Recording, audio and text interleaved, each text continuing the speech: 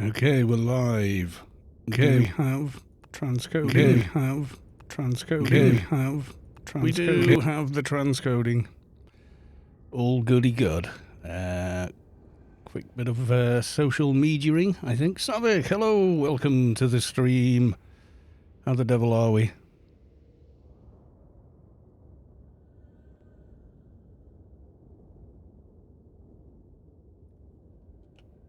Just spam the spam.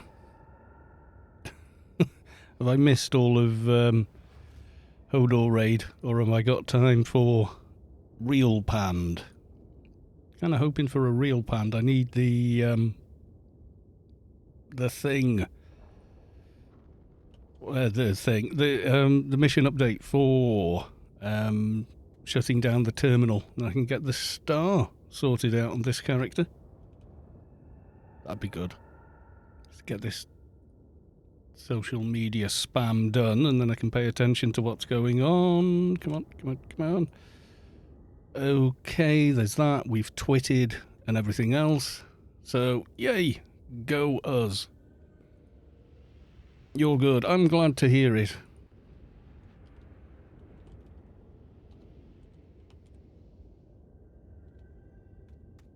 Raid is currently locked. I think the Beast Daily is 2:15, isn't it?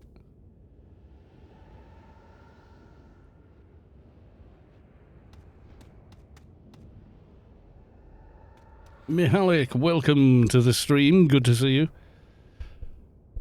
Let's get to the live screen. There we go. Hello, everyone. Am I a bit dark down there? I don't remember. Me neither.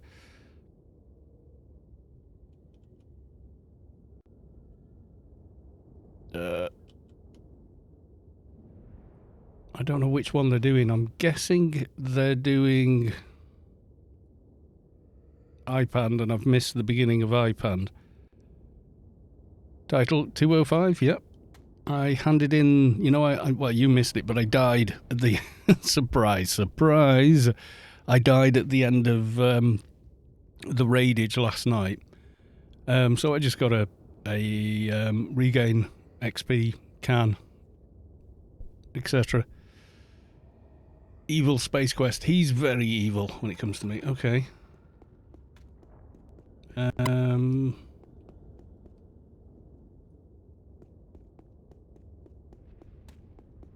they're only at Capricorn. And it's not doing... it's still not working. Are they in iPande? Guessing so. They're at Capricorn anyway, so...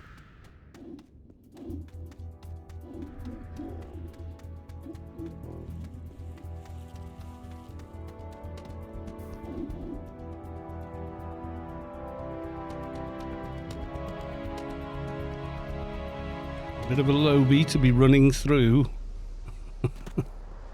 When is Space Quest ever not throwing... I mean, you can watch the end of the vid in Nascence and you see me running along and then like dozens of bloody... dozens of things spawning on top of me.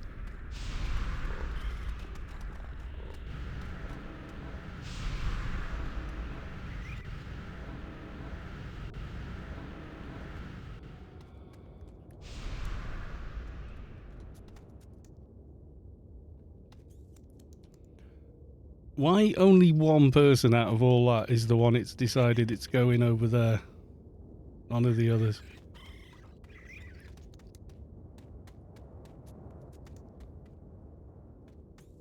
Kind of weird.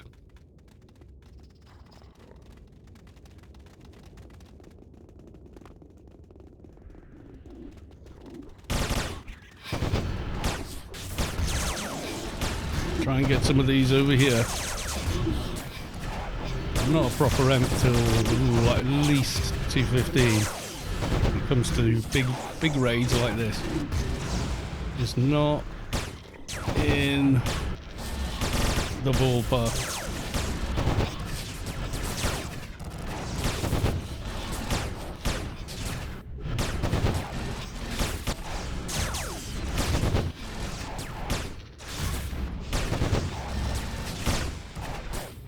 the way it does this.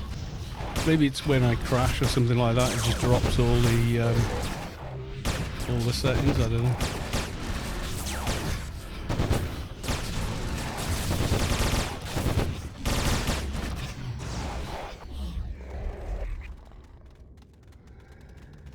Weird the way it remembers one or two, but not all of them.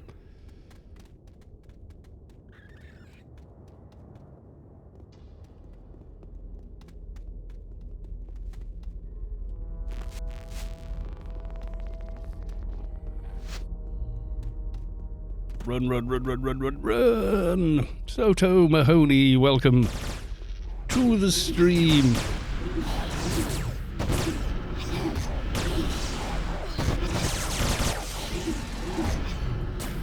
Frontier, are you spying again? Being the evil omni-spy of doom.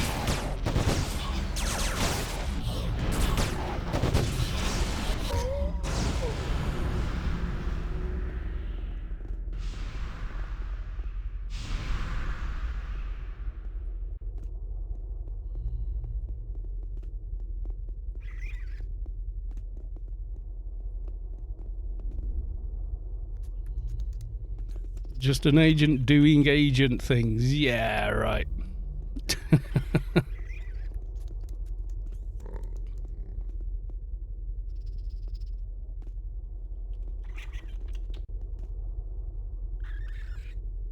Current callers. We're in vanity. We're doing doubles. I thought it wasn't that many of us, but okay. We've split into two. Well, that's kind of good as well.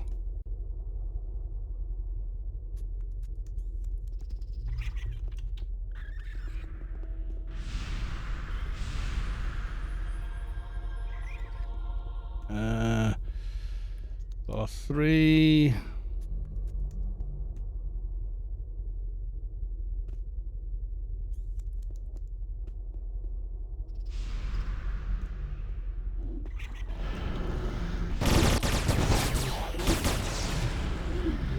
We're doing the pulling.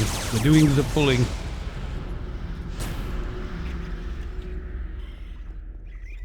If I manage to get the Beast quest done, that'll be another chunk of XP for this too. I've upgraded some of the HUD items. Where are we? Yep, there you go. So I put an infused Ancient Defender and the other Defender in. Didn't bother with anything else for now. Quality 300 NCUs, a coolant sink, so it can't be interrupted, and range and infused upgrade as well. Enzleric, welcome to the stream. How the devil are you?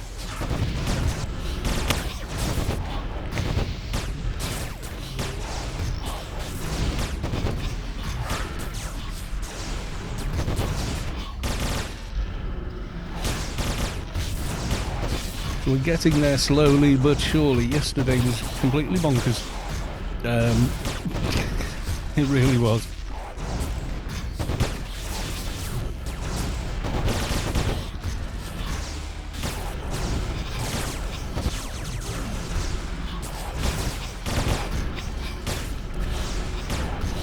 Yeah, we ended up like a ridiculous amount of donated subs again, and people following and people subbing on their own, and, you know, just nuts. I couldn't keep up. I was trying to read everybody's name out, and I think I missed half the people.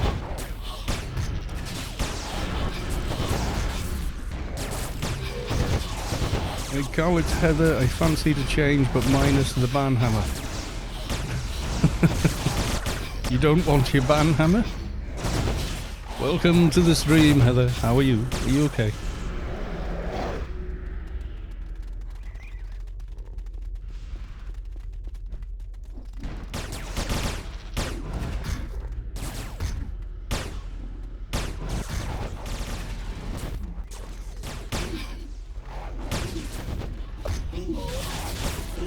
Thinking about joining for real Pand. Well, we're only, I think this is iPande we're in at the moment, because there's 2 raid groups running. So I think there would be room.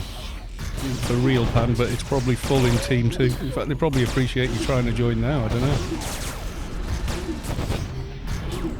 You would love your button hammer. Well, you'll have to wait till after the raid, because I can't be doing admin with the browser open while I'm in the middle of pandemonium in a raid. So yeah, I'll do it when we get a chance. Otherwise, you know what'll happen? I'll just go flying off the edge of Pand or something stupid. You know what I'm like. Even reading the chat, I can manage to do that.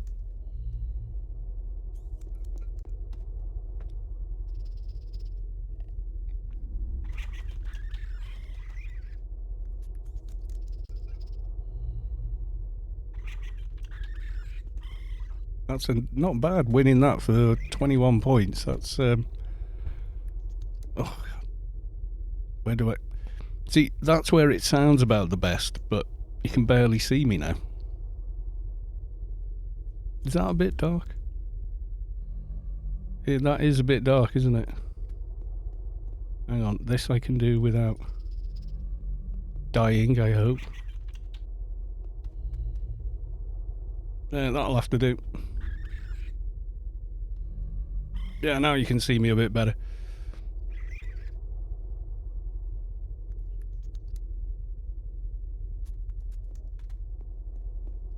How about a spanking? Oh dear, madam.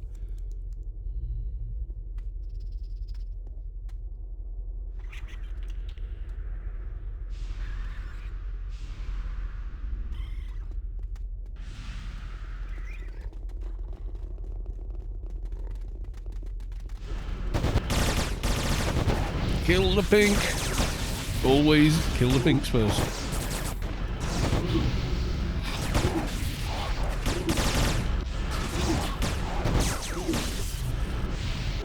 Try and do damage.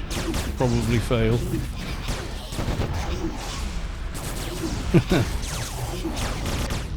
Yeah, I just had a phone call from a long lost friend I was in care with. Oh, right. Okay.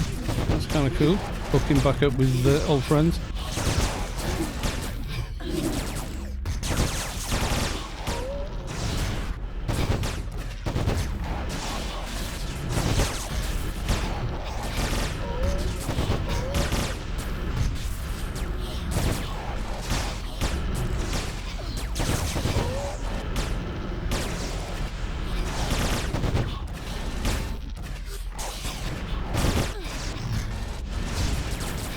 Let's have a look. Can we do that while from here? No. I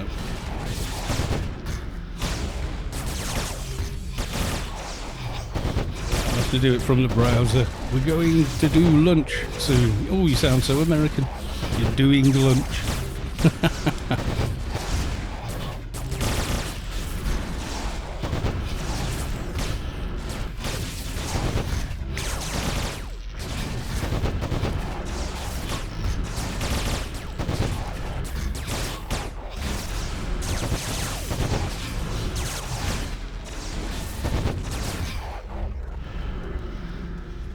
Yeah, I'll do it straight after the beast, Heather, don't worry.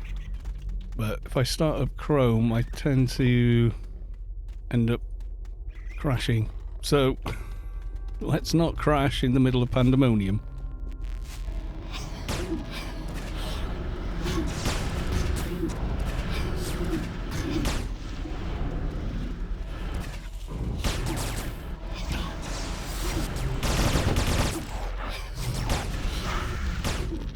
Something nuked big and hard there.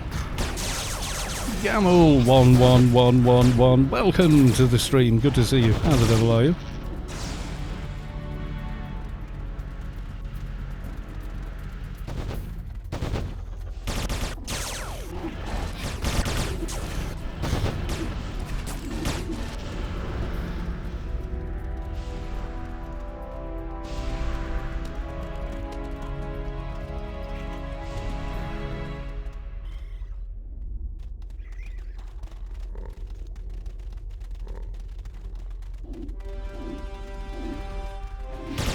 I was at the start of This Is Your Life, wasn't it?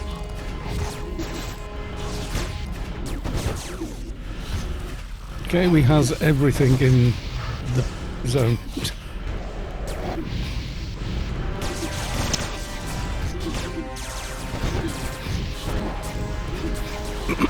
Take no prisoners.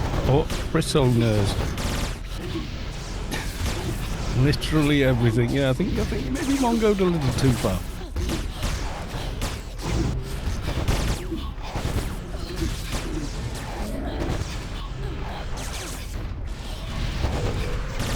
Yes, yesterday was a rather manic kind of stream. Yeah, the idea apparently that Space Quest had in PW, by the way, was nobody go start at that end, everyone start at the other end, but the entire reason for doing that was so he didn't miss one of the ships exploding, so he could send out the XP pulse. So he was trying to help out, because what tends to happen is he puts them out in quite a large area, and people start at either end, but he can't see them from the end that he's at, so it's problematic. Good to see there's enough for two. Yeah, we're with Vernie, I'm guessing. Verniy. Vernie. I'm reading that as Vernie. If it's wrong, I'm sorry.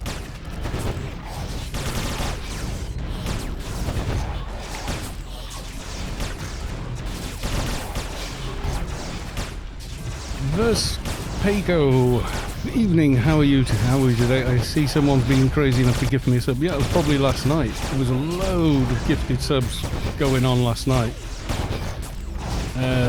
I lost track. I don't know how many there was in the end. A lot. Because it started off at the beginning of the stream, and then when we got to starting for the beginning of the alien event, then people just went nuts with it.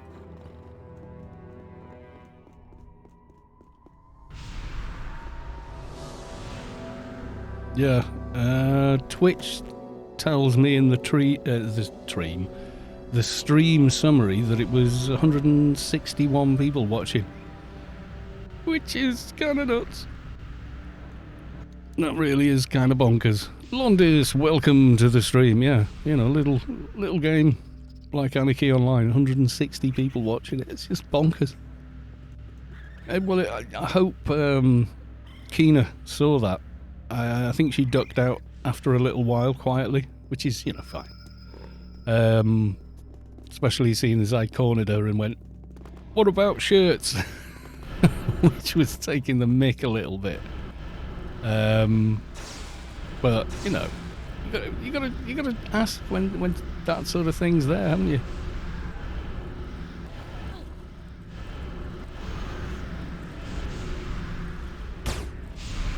Lordis.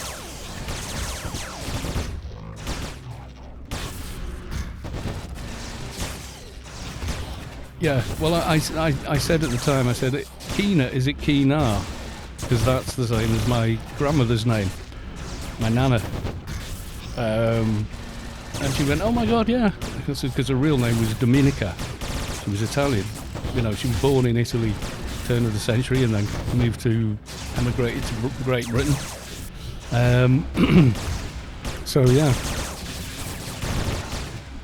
Of course, people didn't call her Dominica, they called her, you know, you end up as Minnie or Min or Keena, but she was always known as Keena, so it's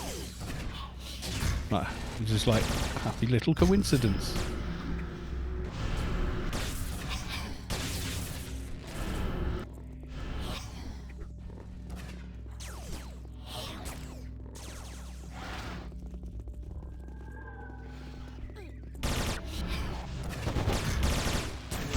Londis subscribed at tier 1. They've subscribed for 10 months. My god.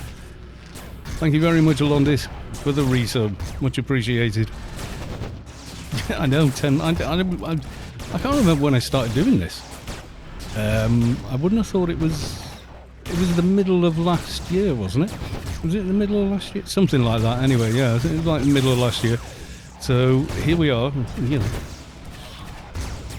it was during Let's Build Special Edition, which was the Keeper one. I honestly thought it automatically resubbed, but I think it only does that if you tell it to, or it's tied to your Amazon Prime or something like that. If it's tied to Amazon Prime,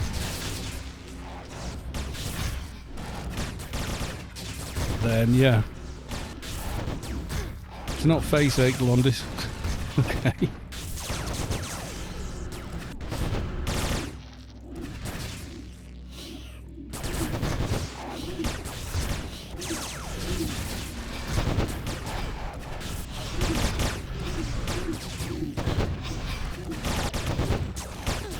Yeah, it was just at the first lockdown. I thought, okay, we can do this, and we did, which was very, very cool actually. Facebook subs resub automatically. I don't know. I haven't got any Facebook subscriptions, so I really don't know. I don't have any. We have the one for Netflix and one for Amazon, but that's in herself. This is Kalos 2's name. She went and got the Amazon Prime thing. I said I could have got that and had a free Twitch sub. This was a couple of years ago. Because, well, I've done it now. She only did it so we could watch Star Trek Picard, you know. You have a few on Facebook. I don't have any. Nothing's ever on. I don't spend a lot of time on Facebook, to be honest.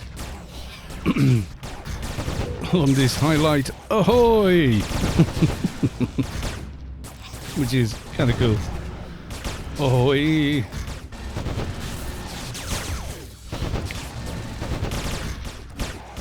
Good spelling there. On the screen.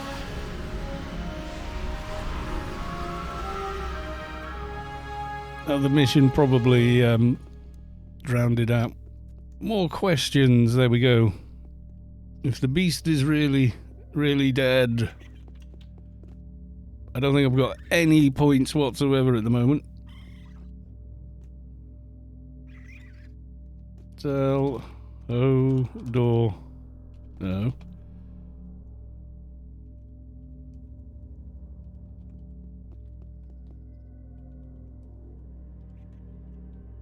You have 101 points. Oh no, you have 243.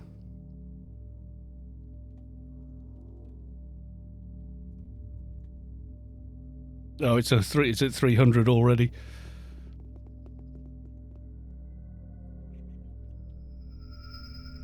Oh, it shot up in the last few seconds. 519. You on the baby Amph? Yes, I am.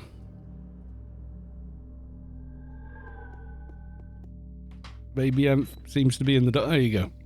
Stood in the shade.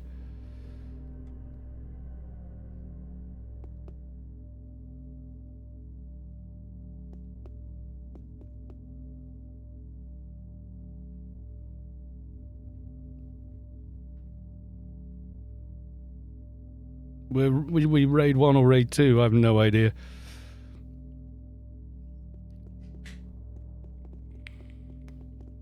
Way too rich for my blood anyway. I might wait and see if there's a two-hand blunt weapon on here though. Get that.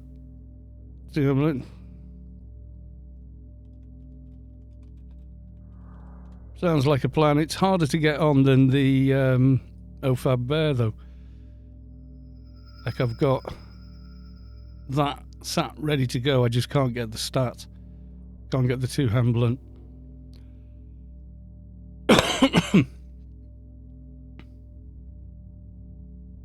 Yeah, there's no limit on Real Band. We used to raid with like 120 people all in leap form and madness like that, you know?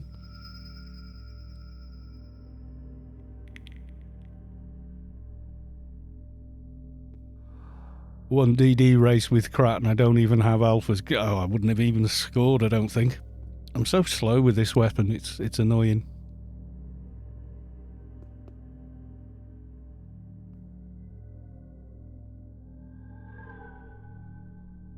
converted the board as well. Wherever I put it. Yeah, in there. So I've got the board ready to go for next. That you've got to be 210 to put that on.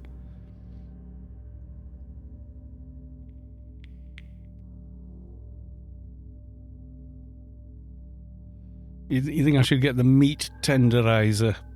It's a cool looking weapon, but I'd need the weapon upgrade to make it work.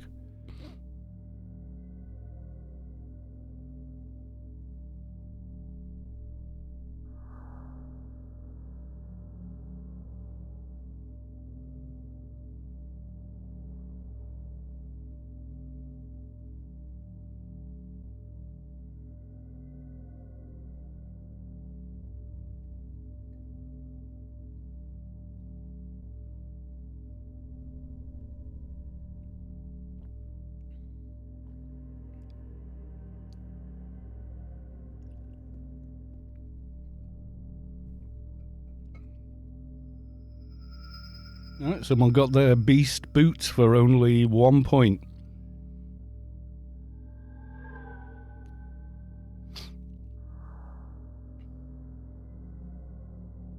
Now it's our loot. Okay.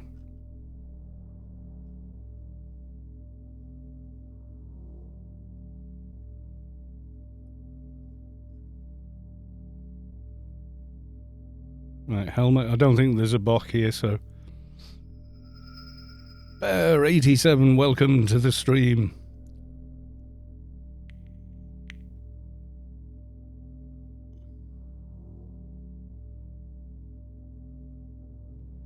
Seriously, though, the crat nukes need a nerf. I thought it was the add all off they could add to bots and stuff that was kind of, you know, a thing.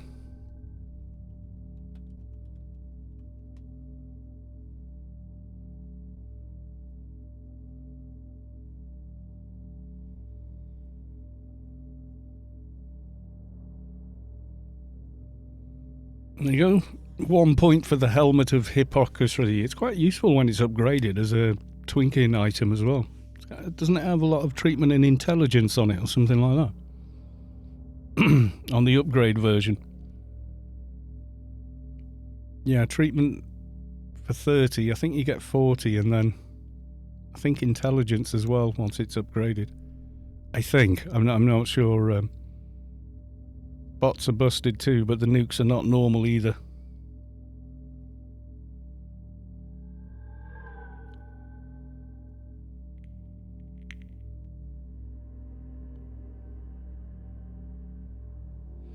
Is it just treatment and nano skills? Yeah, I can't remember. I've got one on the crap, but until I get the Machiavelli, is it? From Pyramid of Home to upgrade the chest, then I'd have a full set of the Awakened Beast armor.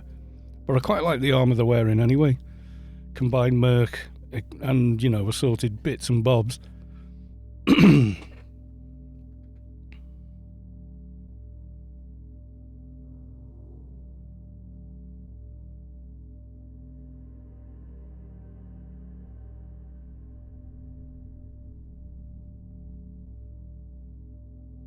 Yeah, we weren't even bidding at this point. Mathematica, how are you doing? Doing okay. Doing okay. Last night was a bit of a mad stream. It was amazing. Had a lot of fun with it. So many people watching Anarchy online. It's great. And we had like one of the higher up Funcom employees on the stream watching it. So he was like, look at all these people that love this game.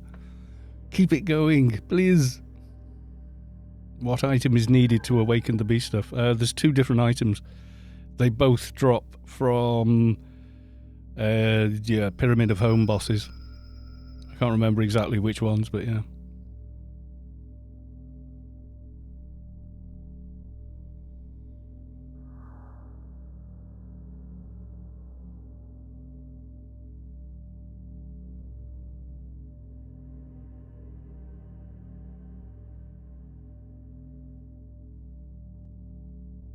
I could put on a D-Shock on the crat too, but that's overkill. God, do it. Do it. Do it. 10 hours of Palpatine going, do it. Do it. Do it. Do it.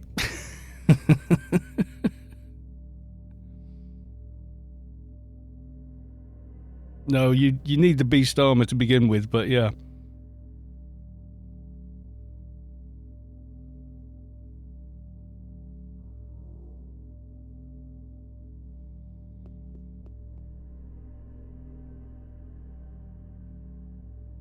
AO will know when you need or want something and won't drop it. Yep. Truth.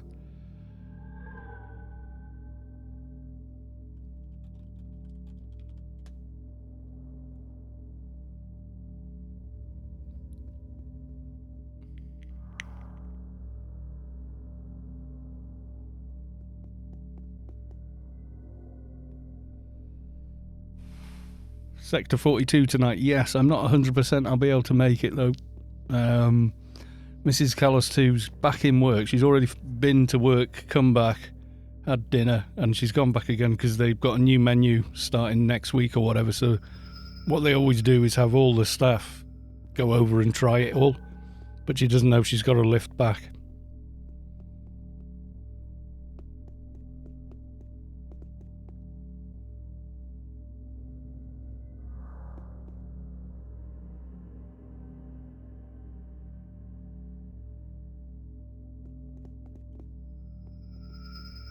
So what was the thing? Lord of Gluttony. Yeah.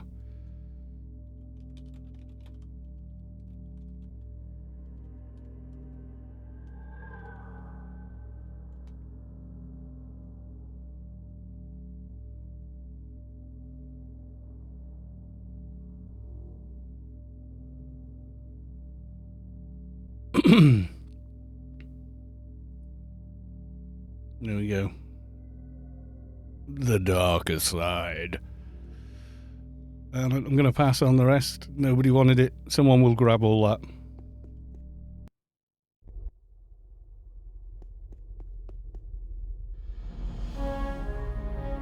Right, got to talk to this dude very quickly.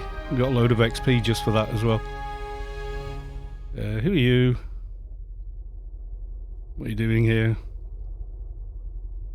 Raid join.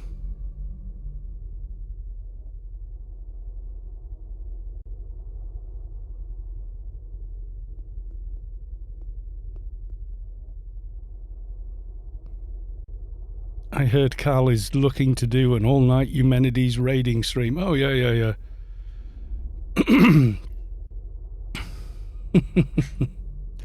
Yeah, that's gonna work. I think once you've targeted him, you don't actually need to do much talking with him.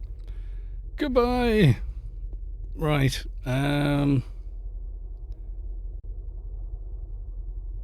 Is it? Do I have to? Can't I just talk to Ergo now? I don't want to be hanging about here. What are you doing here? So what are you doing here? What kind of message? Yada yada yada. Doesn't it update? Come on, I've targeted you. There you go. Yes, the beast is dead and the source is unprotected. You received an item as a mission reward. No, I didn't.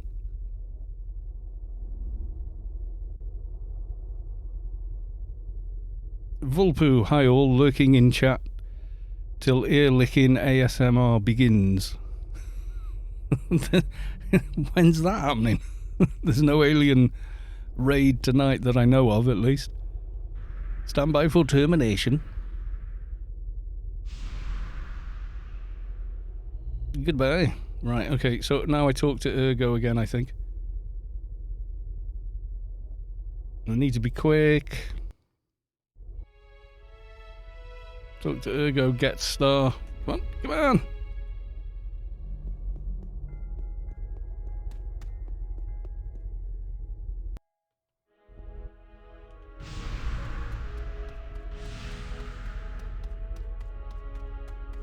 Yeah, I need the weapon upgrade to make that any good anyway. But then I'd have a meat tenderizer as a bit of a weapon, which would be cool. Enzleric, Inferno Key Quest someday. Yeah, I've got all the patterns for it. I've got all the pocket bosses to do it, so it's just having to organise it all and, you know, get virtually a full team, but then have like a tank and a dock and everything else.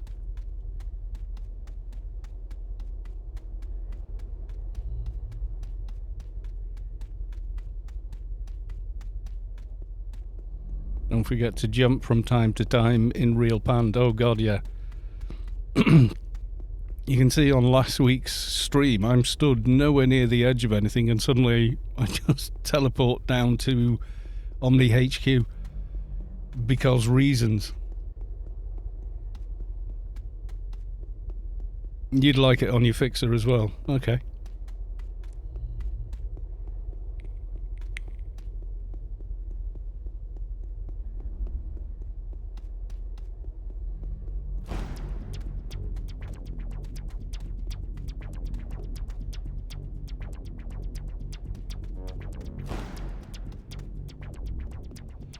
I think I was too long in the beast room hanging around, maybe. Right, just give me the star, Ergo. Quick, quick, quick, come on. Foot the beast, blah, blah, blah. Talk to number 9.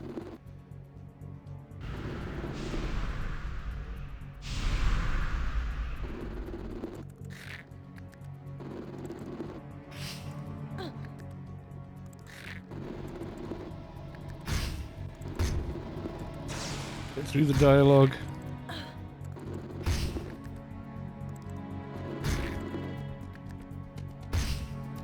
Defensive hood. Goodbye. And star, thank you. I think he was following someone else. Whatever, I gotta go.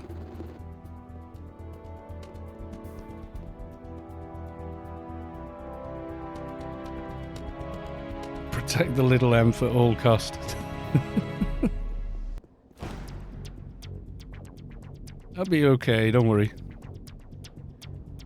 I soloed one of them earlier.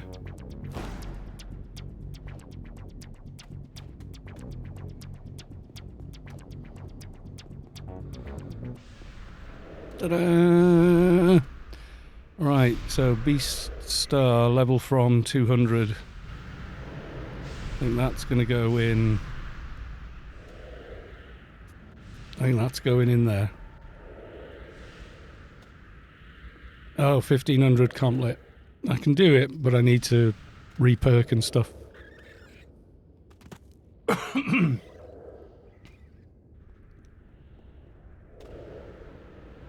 Right, let's see. So, Sky Cannon wanted thing. Let me see if I can get that done quick before we move on. Right to dashboard. Roles manager. Okay, add a new.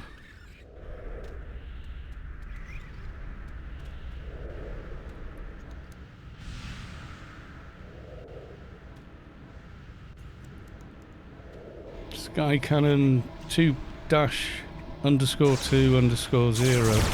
Yeah, that's you. Mod. There we go. Might take a little while to show up, but it's there.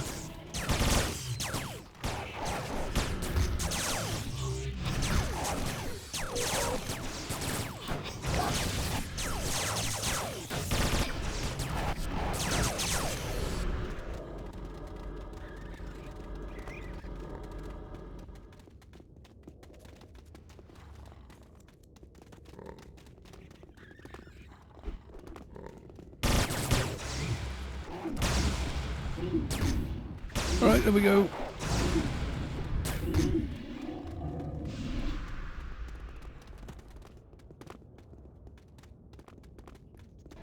Yeah, so I might have to skip the Sector 42 raid. I can't do it on the Enforcer anyway, they don't have access, so... Ahoy, new mod, my second favourite mod.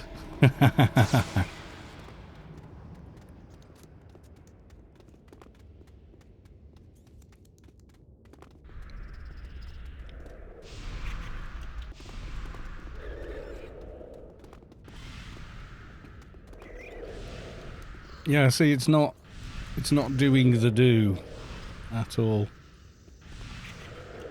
I have no idea why it does this.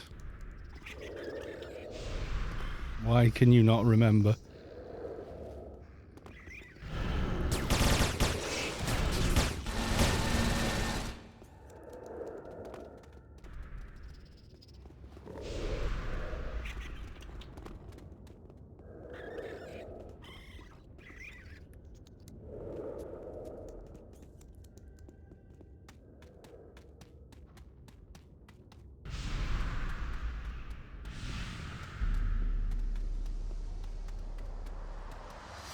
Stay with the pack.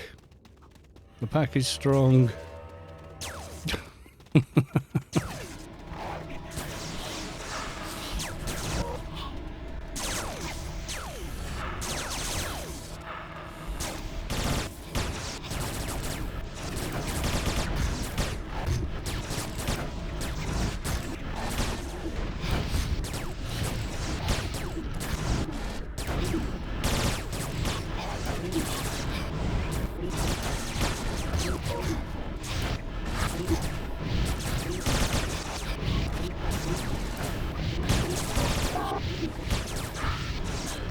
Go on.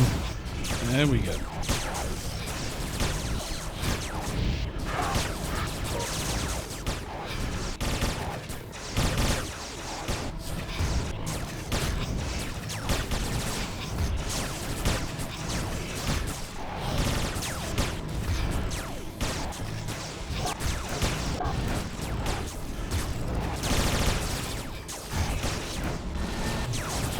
I've got to spend my next week upgrading my other half's graphics card. Ooh, nice. But you're upgrading. I just had to go and mention GPUs and raise my blood pressure. Yeah, it's kind of nuts at the minute. It's scalpers. Scalpers have always done that. They've always done it with concert tickets, with anything that's in high demand or whatever. They've got it down to a fine art. And just, you know, graphics card are just a new thing for them to scalp. It's what they do. It's how they make a living. And they're despicable people for doing it. But hey, that's what it is. Don't know why he was playing ESO Friday and his PC crashed. Oh, you need a new graphics card straight away to try. Could be a lot of reasons he crashed before you buy another graphics card.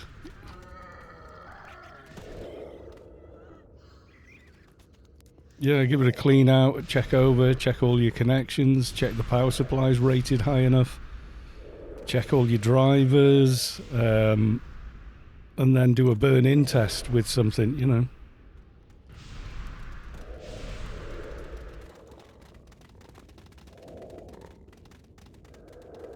We changed callers, yeah we did. You know, before you run out and buy a graphics card, which you're probably not going to be able to do, you know, best will in the world.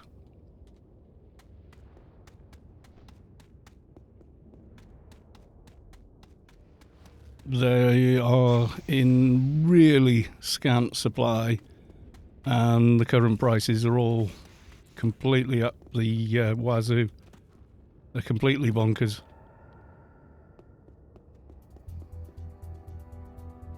Yeah, make sure that it's not just driver it, like use DDU, remove all the graphics drivers, reinstall them, and then test it with something. Not just the game it's crashing with. Test it with, you know, some software like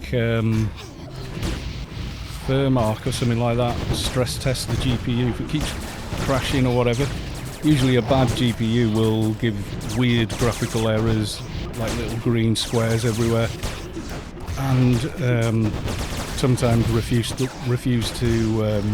post, and you'll get like code 43 in device manager. There's loads of things to test before going out and just buying another graphics card.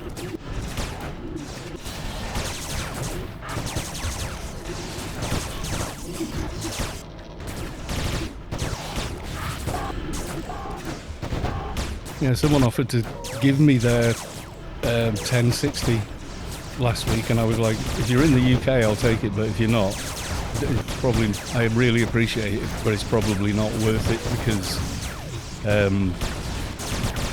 more likely than not, I just get hammered for import tax. But it would be an upgrade on mine, not a massive one, but you know, it's another 2 gig of VRAM, so I could get away with pushing things a little harder than I do.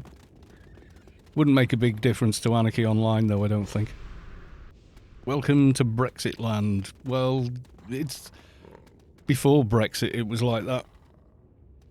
When you sent stuff overseas, like, Jutu sent a keyboard and a old monitor, but he put down that they were used, so it looked like I'd bought them abroad, and he was mailing them out to me, so I got stung for import tax. I tried to pay it. He sent me the money to pay the import tax, in fact. I tried paying it about 15 times.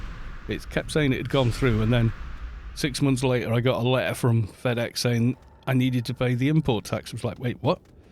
So yeah, it was really weird. I don't know what's going on with that now. Send it as a gift or engineering sample to avoid, yeah. That's how I've sent things in the past. Because we do have a zero tax rate agreement with the US.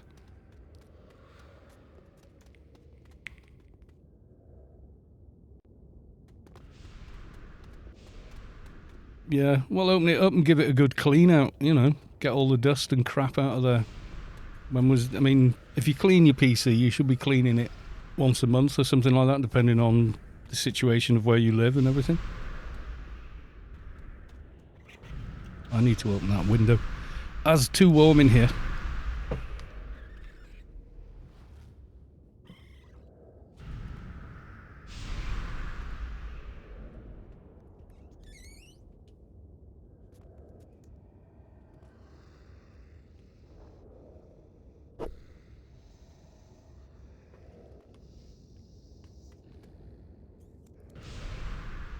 Right, back. Watching me sorting my pants out. Needed to be done.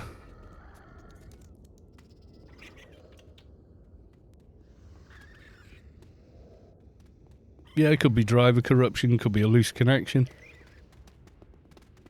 You know, remove the RAM, reseat it. There's a million and one things you want to do before you just go out and buy a new graphics card. If he said, oh, my PC's crashed, but I need a new graphics card, will you get me one?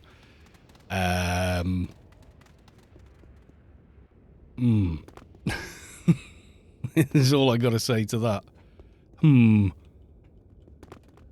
Oh, game. Oh, I hate you.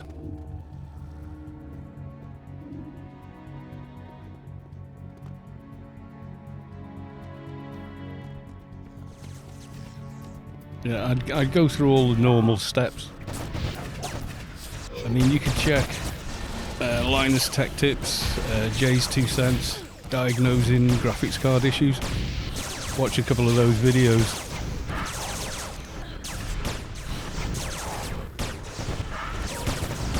And go through every single step there, because the chances are you won't be able to get a graphics card if you want the truth.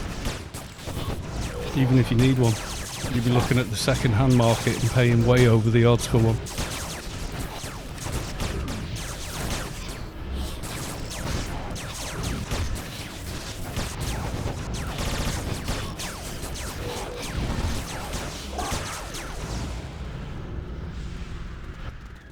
I mean, even a basic card, you're talking nearly 500 quid for now. For something that's not worth 100, you know. Prices are just bonkers at the moment.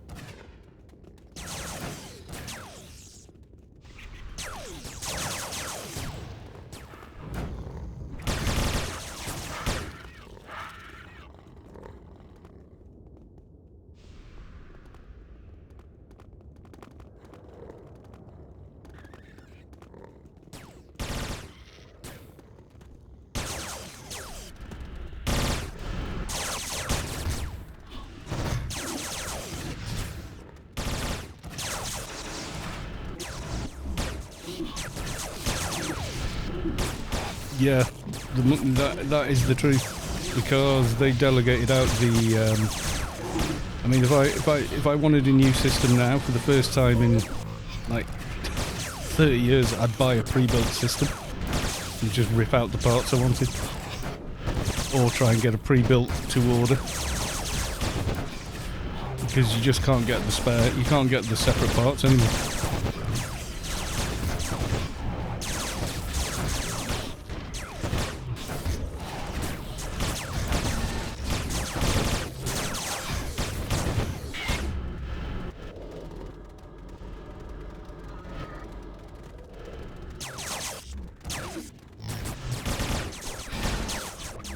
I see a Savik keeping me alive. It's good to know.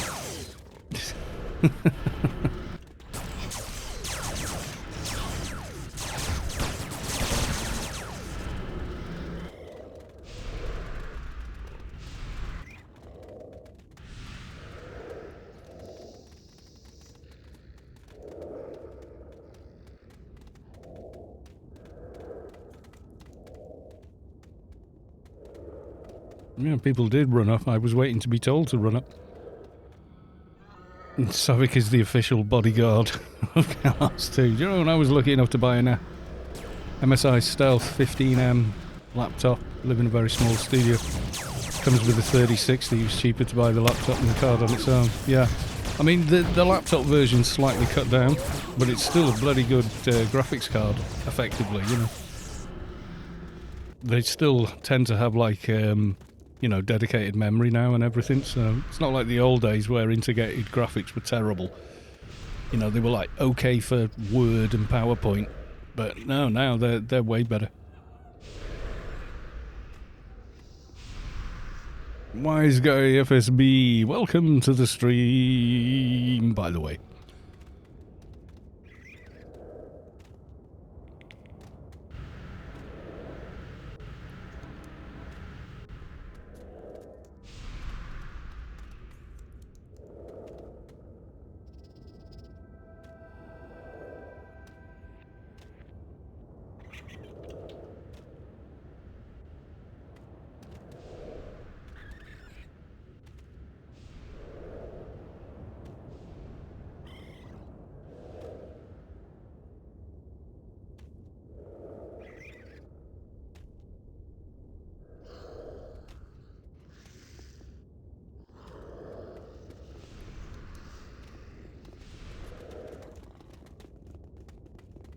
A lot of modern laptops make an incredible lap warmer. Well, yes.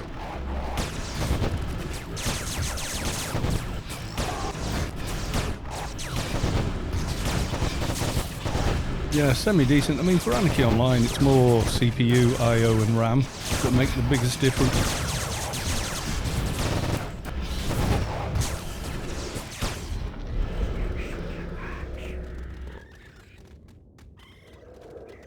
My curtains are blowing. I'm still warm in here.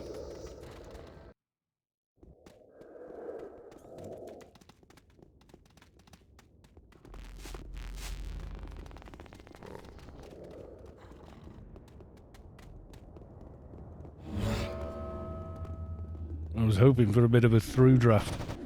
Seeing as it's now dark out. Dark out already.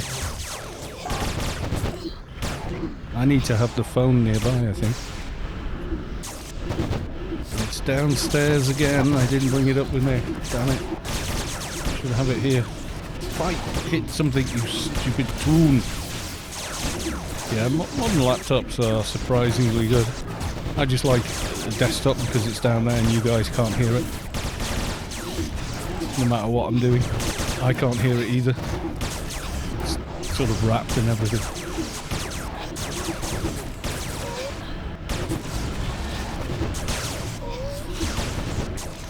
Camera really doesn't know where to be on this, does it?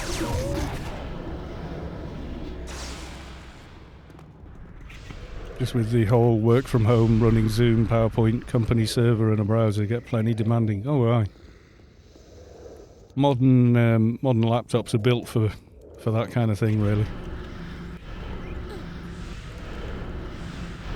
Yeah, I don't really have space for a desktop, but I can get it in this room, if you know what I mean. Just. with me and the desk and the guitars and the amps. It is a tight squeeze. I can't push my chair that far back, you know, because of the amps and guitars up against the wall. I'm losing a good foot there, and then the desk is pretty big to begin with, so, you know, all said and done, there ain't a lot of room left over. Why does my tune just look like it's standing around? It annoys me. Fight, you stupid tune. Ugh. I don't like slow weapons, I never have.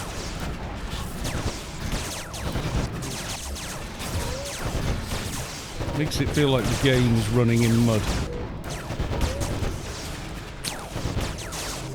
It's crazy to think back in the day I had a full tower PC that was as tall as my desk. Yeah, I think we all did. I had a server tower for a time. Then I got a Corsair 400 something or other case. Suited my needs. I could get a full ATX board in it because I went X79 platform, which you need that extended sort of base plate in the case. Flurry of blows for the win. It's just these weapons have got stupid... to get 1-1 on this, you need something like 2,000 plus a nit at full def, which is stupid.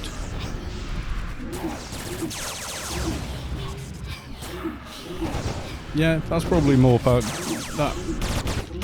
That's more than I've got. The only thing that I've got that you don't have is quad channel memory, which definitely helps. If you go quad channel, you have rage. I'm constantly running rage and I'm still stupidly slow. It's just all the blunt weapons have got 1.7, which is slow.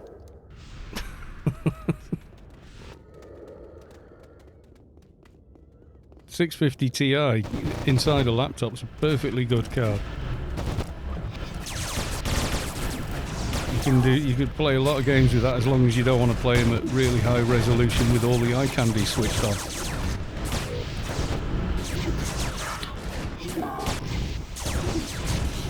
Anybody here gonna pop a golem today? I wasn't planning on it. It's always worth parking the tune that needs it at the Incarnator. And the one on the east side of Penumbra, and keep checking.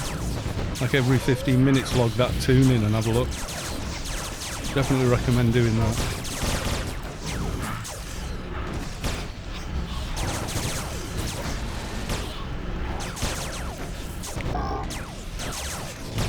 The amount of times I mean, like, I got my Ice Golem tooth for free on this character. I went there to actually pop the pattern. Ran there first with this tune, the little M, and there was one there. Had five teeth on it. But that means going through ICC and crashing. Well, you know.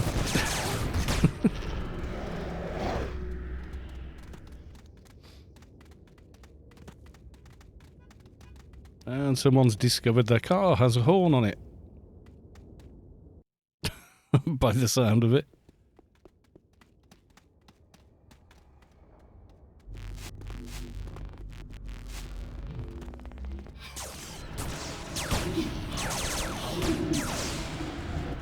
Didn't crash. I don't usually crash in ICC. I lag like hell. But yeah, quad channel memory will give your computer, you know, a longer lifespan in a lot of cases, because it can still manage, as long as you've got all four memory channels filled. It'll, you know, it's still a useful computer even, you know, 10 years after you built it. It's 10 years old, my PC, you know. I mean, it struggled like hell with Cyberpunk, but most games it can get by on. That's only on a GTX 980 as well.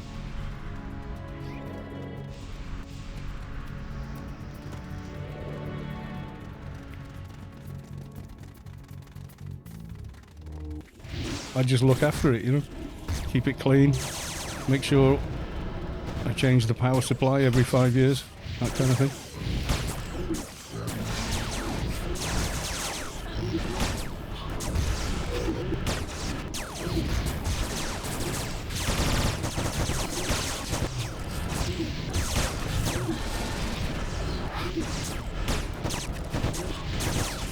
Yeah, I've permanently got rage. I probably need a better rage though, I'm thinking.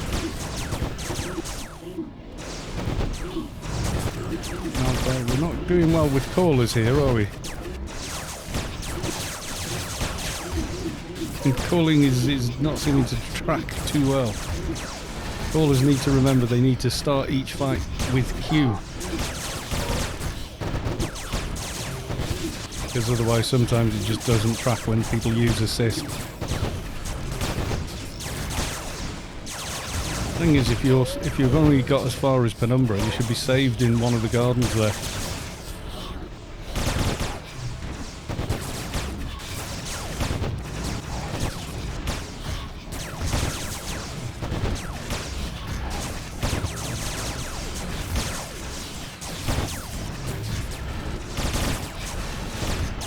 My eyes are that old. I have very focal glasses. I probably need something like that, you know.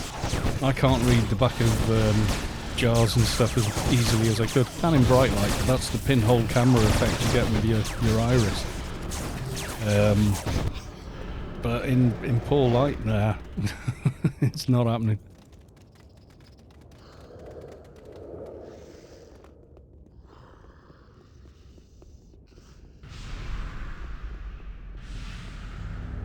Terminating as a form of transport, yeah. I mean, I've got insurance recall beacon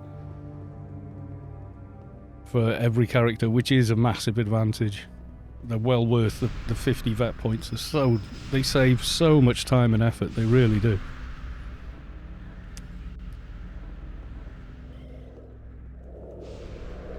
Improve Team Life Channeler in your NCU. Yeah, which rage have I got? It's not that good, is it? Melee in it for 350 though. It's not bad. But that's still nowhere near. I'm only at 1690 in it, and you need like 2200 to get it to 1-1. I think that's maybe why I was thinking one-hand blunt as well, because the weapons are a lot faster.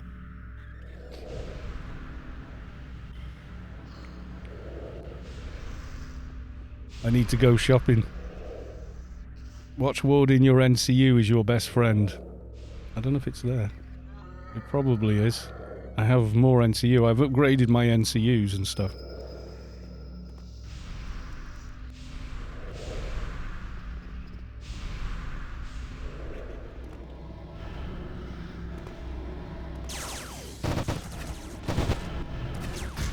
Okay. No flex. All is good. Go for a challenger.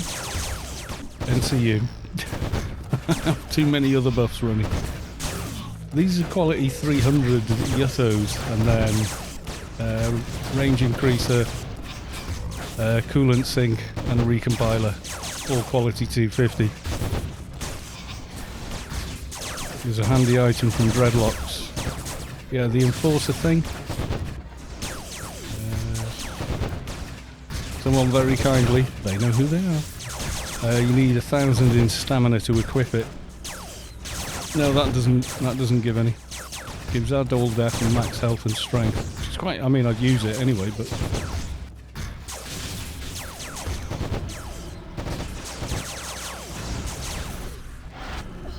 Yeah, this tune just feels very slow. By the time, you know, when people are calling, I feel like I'm just running through mud trying to get to the mob and hit it. It's for Shades yeah. I think I know the one. You sure it's not Proff lock as well? Might be, might be not. Not sure. It's not. Okay.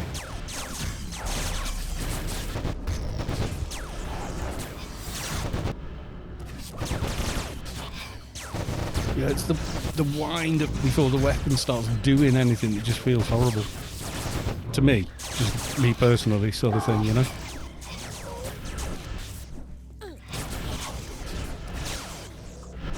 I'm not sure how quick the keeper weapon is, but it feels like I'm constantly hitting something. No matter what. And the skill needed to get the recharges down is really much lower, or I had it much higher. Mind you, I haven't got any fast attack buffs on this tune. I should have. Some really good ones.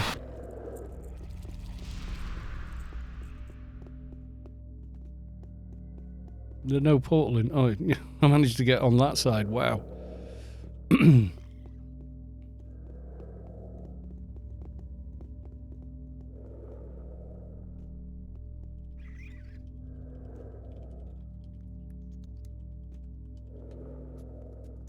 Wow, 468 already. That's not what I wanted to do.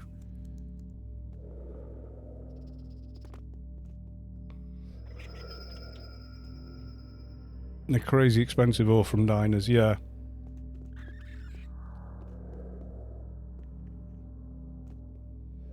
Hacked Mediblade, yeah.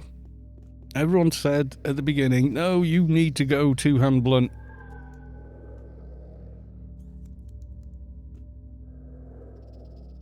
AODM. What? Mistel. Okay. Guessing there's no Bok on here. Sky Cannon redeemed Hydrate for 100. Good point. Go pistol if you want, yeah. No, Mihalik would go nuts. I'd be like, don't you dare gimp that tune. I'm not sure what he's... He keeps just sending me a tell. You can do a D-Shark Enforcer, actually. It can work. There's Bear. Bear is having a little dance in front of me in his creepy helmet. With the ghosty eyes. The ghosty eyes of doom.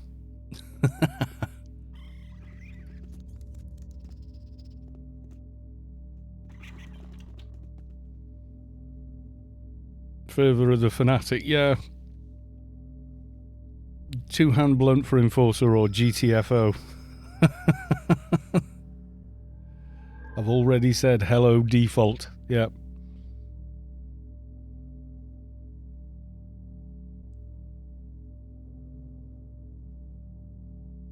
I'll just see if there's anything else on here maybe I should grab. I don't think there's no Bok. There's no Bok on there. This tune can't go to Sector 42. It's too little. Then we'll leave that there, I think. Right, I'm going to get the phone from downstairs very, very quickly. Just in case.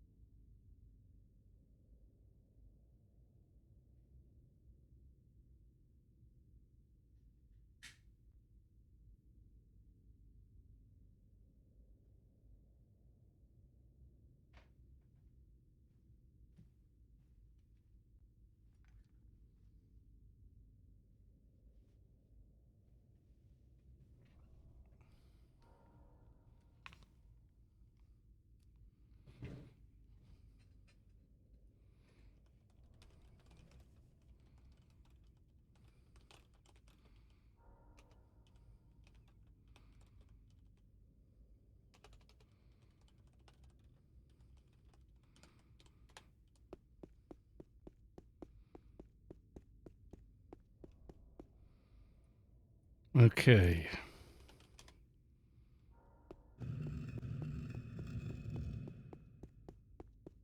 Yeah, heavy weapons and grenade are two different classes. There's a weird crossover with some, though. Some people argue grenade should check duck explosives.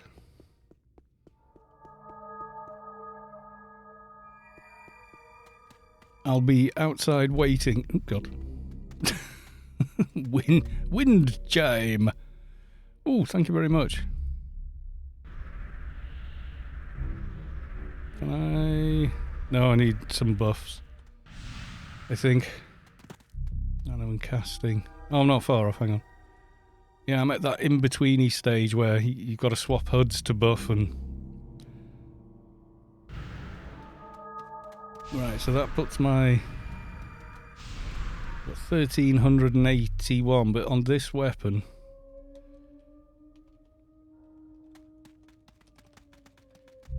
Inits... So this is the bear, the OFAB bear. You need 2010 init at full def, and you need 2050 fast attack to cap it at 6.7 seconds. It's just bonkers. Twisted was here. Welcome to the stream. Nice to see you.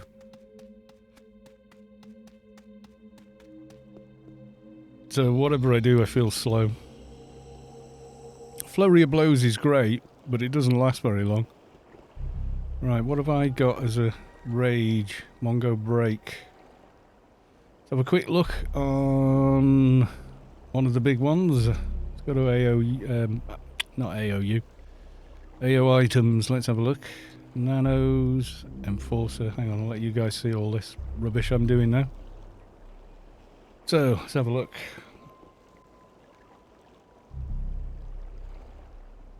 Iceburn I got. Don't need that. Dreadbringer, yeah, maybe.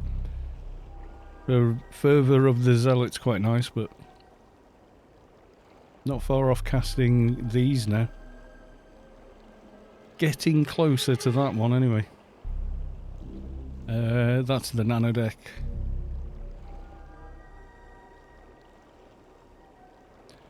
So what am I using? I've got Infernal Rage, which is second from Hellish Rage. So, yeah. It's good-ish, but it's not... I can't use it yet anyway. Nice nano resist on it. So, yeah. Yeah, it is the best. I thought it was. I wasn't 100% on that, though. Got prod. Mongo. I've got Mongo break, so I can't use this one yet. So, yeah. Just at the in-between sort of stage where, you know, certain things are a little elusive.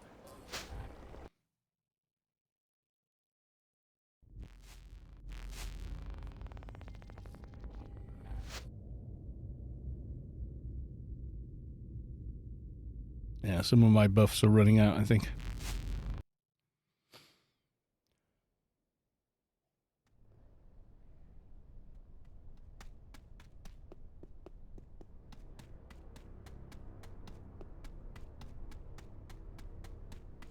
So the difference here for the Dreadlock Enhanced Bear.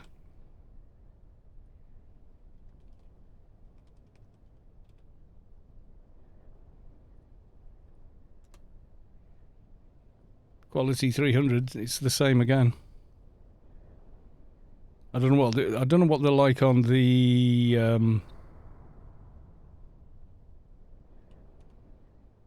support beam stuff.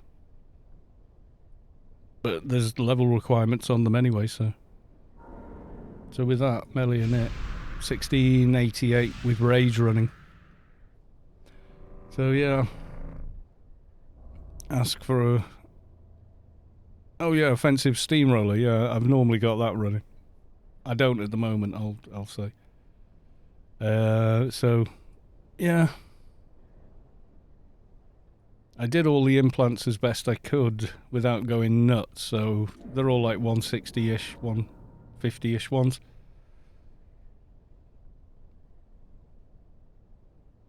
Yeah, in raids when you're not the tank, you could go like 20% ag. I suppose so. Yeah.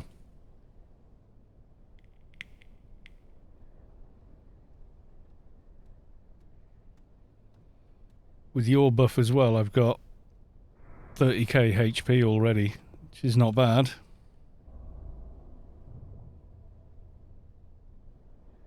See, 1.4, and it's much easier to get that down. The two-hand edge. I love that on the keeper. That's really nice. So yeah, got tomorrow's doja ready. Got another part of the Inferno Tours quest. Forgot that I'd got a spongle, because of course I did. I need to put all that together, so I can just breeze through that quest. This I can't. Mongo's Titan I've already got. Someone gave me this, but I already had it. So when I tried to upload it, it just said, you already have this nano. What are you trying to do? You know. And I could put the star in. I'd like to, but 1500 comp lit. I've got to do a bit of jigger. I've got to re-perk and stuff to get it. Physical dominance as well for inits. Focused anger, physical dominance 107, focused anger 72. Can't stack them.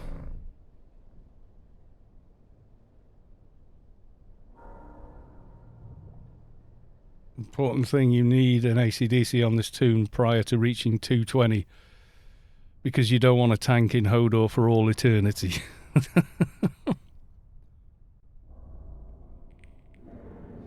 Well, Gamel 007, I can't use this and Rage at the same time. It overwrites it. See, if I cancel Rage, I still can't cast it. I think I've got OS running somewhere.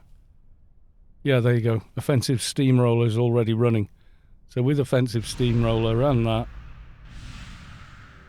still only 1688. That's with pretty much all of these done. So I think that's the right ones. Checked them before I quit doing them. Couldn't quite do the 176 foot, so I did the next one down. So it's not a bad set of symbionts to have for leveling with, you know?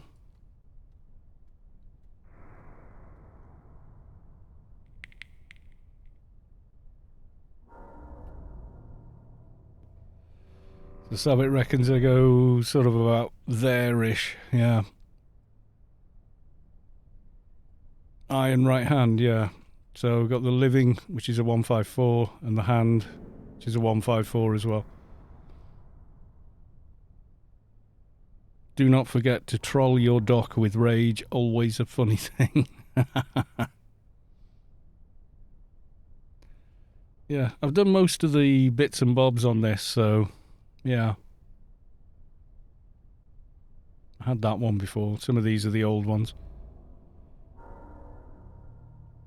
I think. Yeah, residing was one. Operative, yeah. These are the lower ones I had on before. Need to get those back on my mule, I think. Oh dear, so maybe let's have a look at my old amp. Actually, that's a thing. Log off after I've done all the raid HUD stuff. Amp has to die first, then it doesn't matter, it's the dock's fault. Trolling the dock when you're the one with aggro is maybe not the best move, yes.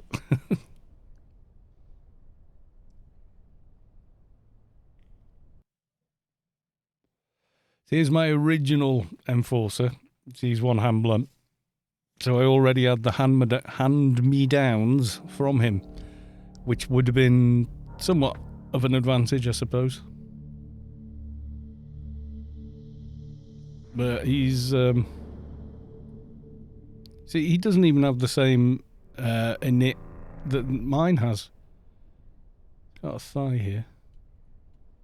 Huh, had one already spare.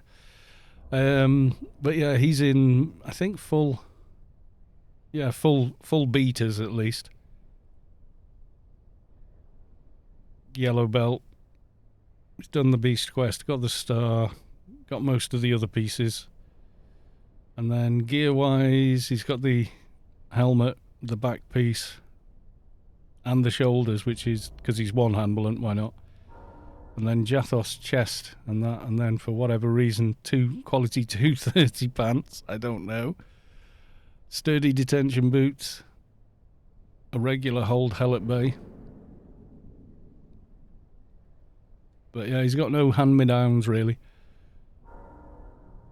I've got a quality 300 breastplate though. That's going to come in handy, but I will need to level up, I think, just to equip that. I can't get to 1100 stamina on that toon quite so easily. That's his old weapon there. He did have a Pride of the Zan, but it felt too similar to my then keeper.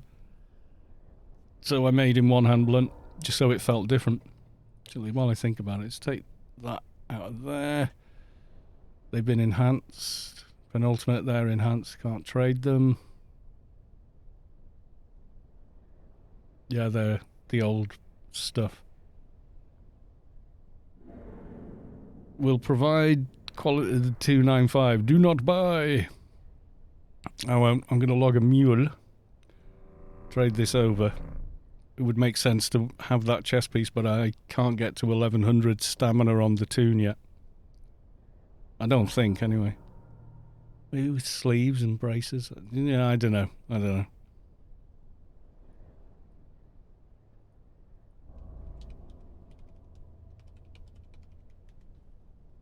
Mathematica, got to go. Have a wonderful time. Thank you very much, and thanks for stopping by for the stream. Much appreciated.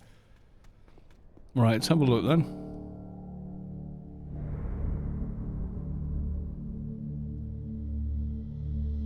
My curtains are moving, but I'm still hot. Buxton is mooning me. Thank you for the moonage. It's appreciated, honest.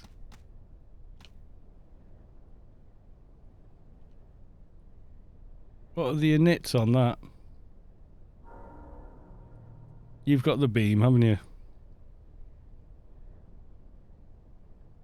Also, I've got to find IP for 1200 in sneak. At some point. Drop that into chat and just see what the inits are on it. Look at the speed on it though, 1.3, 1.5. Blondies, ooh, behave. Fixers can buff sneak. Yeah, they can. Yeah. Back pain or something like that. You drop that into chat.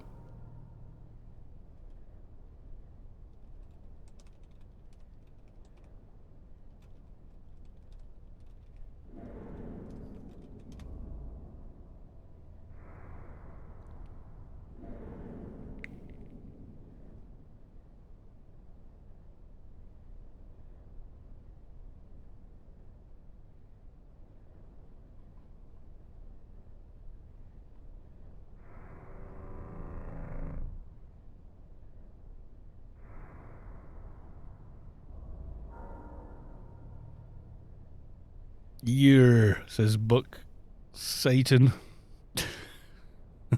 It's always got the cool names. There you go. Full def 1289 and 1450 in fast attack to cap it at 6.3. You see how much better that is versus the bear. That's way better. 1289. I've already got more than that on that little enforcer. It would go straight to 1-1 and cap on fast attack straight away. So, no brainer, isn't it? Trouble is, level from 220, and you've got to do the raid to get it and everything else. The weapon, it's that much quicker as well.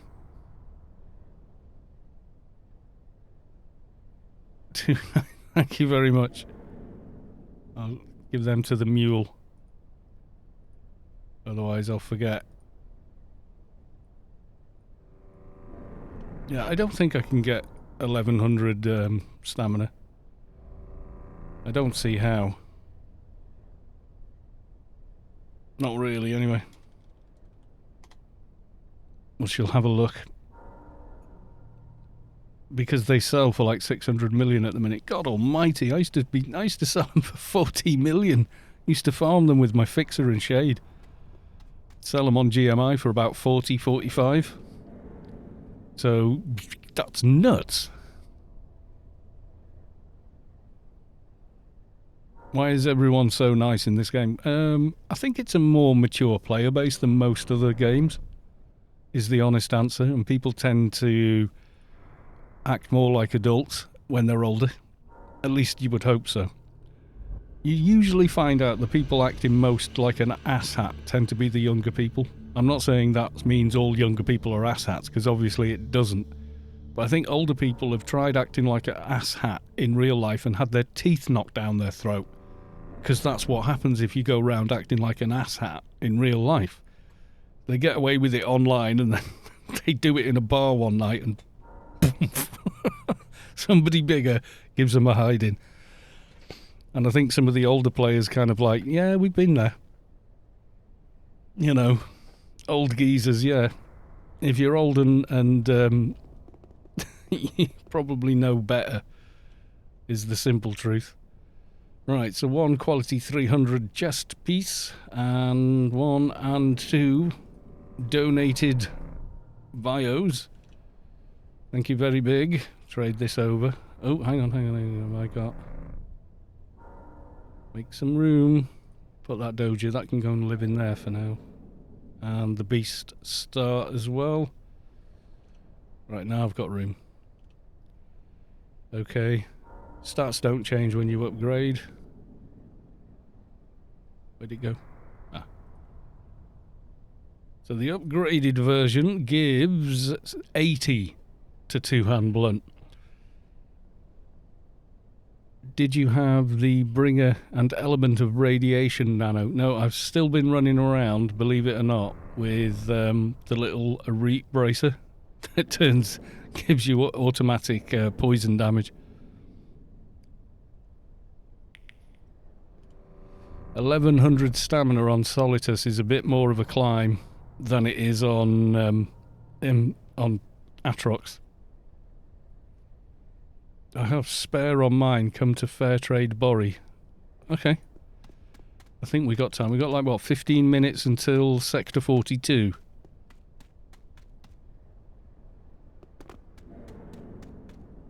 But it's simple. For a warrior, the enemy is its best friend, because if there is no enemy, the warrior turns into a farmer. Yes and no. Like the Vikings, they used to fornicate, fight, or farm. That's all they did. Nothing else.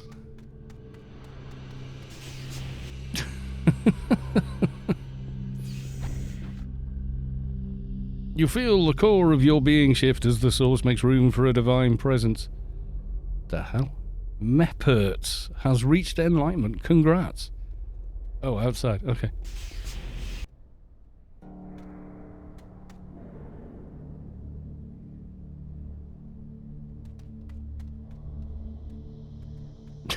Trade the hat.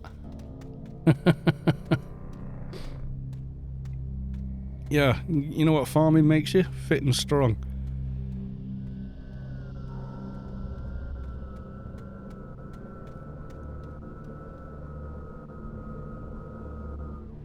Have 5 no, I don't. Hang on.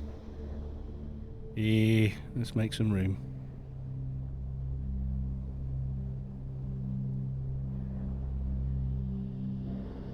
Okay, that should be... Yeah, okay, I got 5 now. 6, in fact. Farmer at home, warrior at dawn. Something like that, yeah.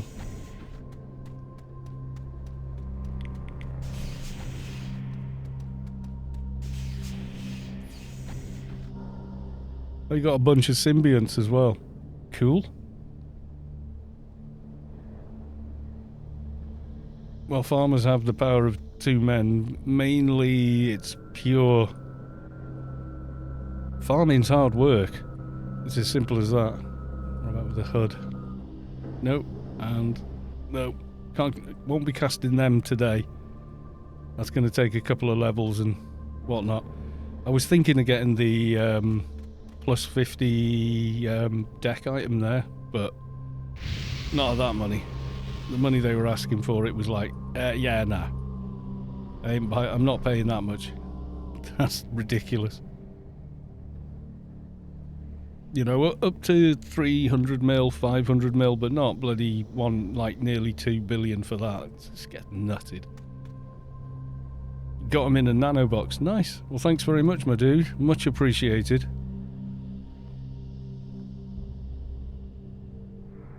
Fun fact, the Japanese character for man means farming machine. Okay.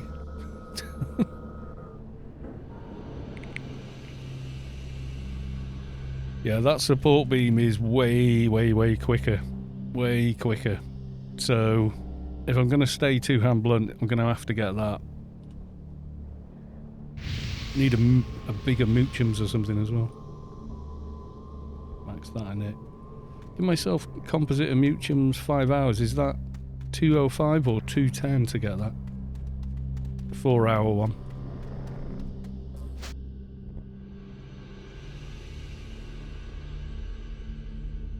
They also used to eat fish, beans and whole wheat bread. Well, yeah. You don't need tons of carbs. Fats and protein will sustain you quite well. In fact, they'll sustain you better. Got long this in front of me with the hat. Yeah, poor man's diet, but actually really, really healthy. Protein, nutrients, you know, so, yeah. Funny how that works out, isn't it?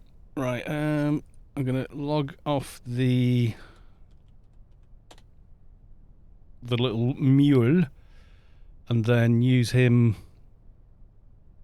login thing slot, so to speak, so I can bump log in.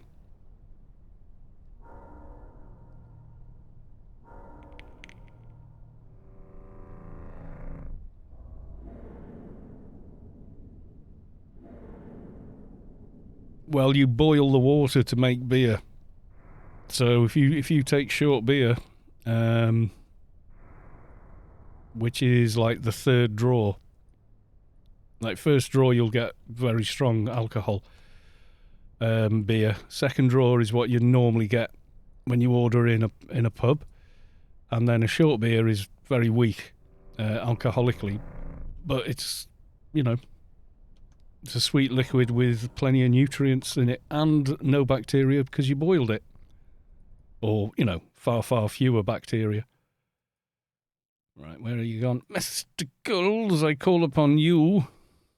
Yeah, that's true of most of the world. Everywhere they developed boiling the liquid for whatever. Oh yeah, you can do the 4 hours now. Upgrades and have a neuronal stimulator as well. Yeah, that is absolutely true. The old they were called navies, but they were navigational engineers. They had to train for 8 months just to be able to do their job, that built the railways in the UK and across Europe. They were fed on meat and beer. That was their diet. And they could do an incredible amount of work in one single day. It was nuts. But a lot of that is, it was like what they call small beer. So it wasn't, you know, like they were getting drunk all the time. It was just clean liquid they were drinking. And tea. And what do you do to make tea? You boil the water. So yeah, they didn't have many days on sick. Right, can I maybe upload a couple of these nanos now? Okay, I got that one. Wraithbringer. I've had for a while, actually. What does this do?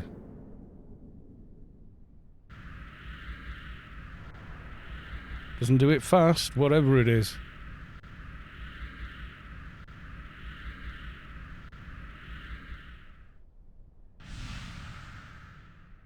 Wraithbringer, what do you actually do, Wraithbringer?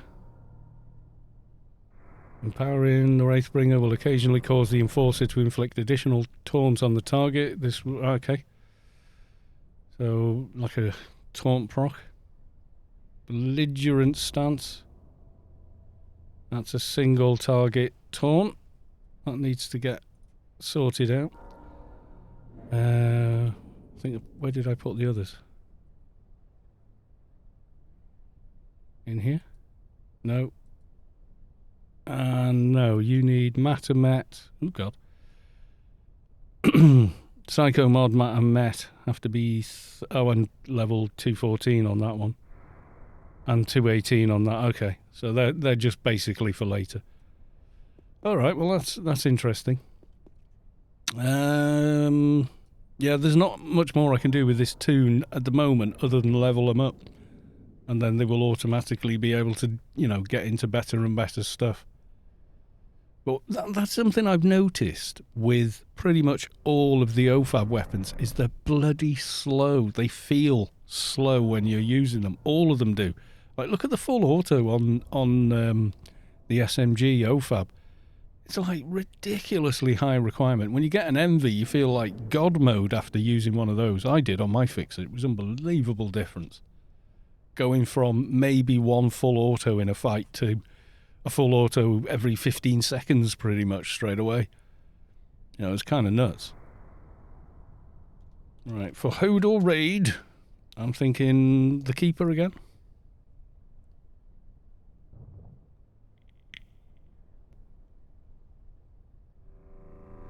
You remember that, don't you, Sav? Cyber Exile. It's crazy how healthy feudal peasant lived and how long it took modern societies to come to that conclusion. Yeah.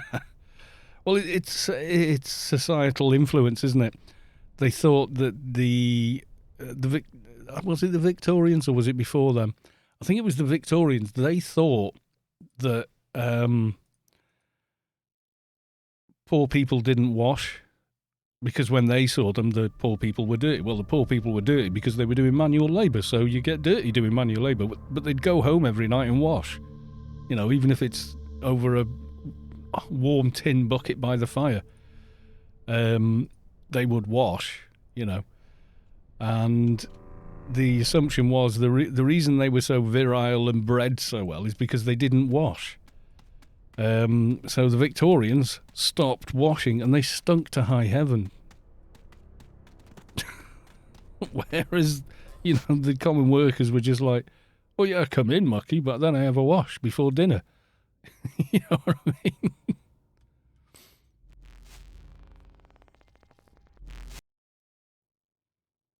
It's just bonkers, really. When you look at it, you're like, what, really? Why?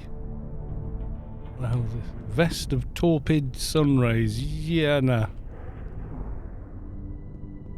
No, they just believed it. They said, oh, they breed like, rabbits and all the rest of it. And it was like, well, they don't. Their infant mortality is a lot lower than yours. Because they're not rubbing arsenic into their faces to appear paler, which didn't help.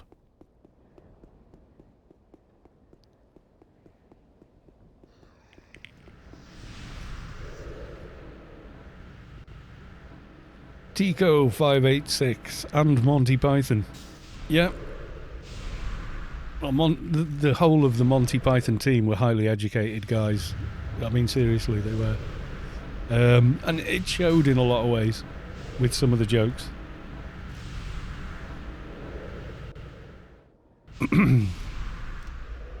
But they were inspired by the Goons, and that whole alternative humour came mostly through the Goons. You do a story of the Goons, find it on YouTube or something and watch it, you'll still find the jokes funny now. Because no one was making jokes like that until they came along.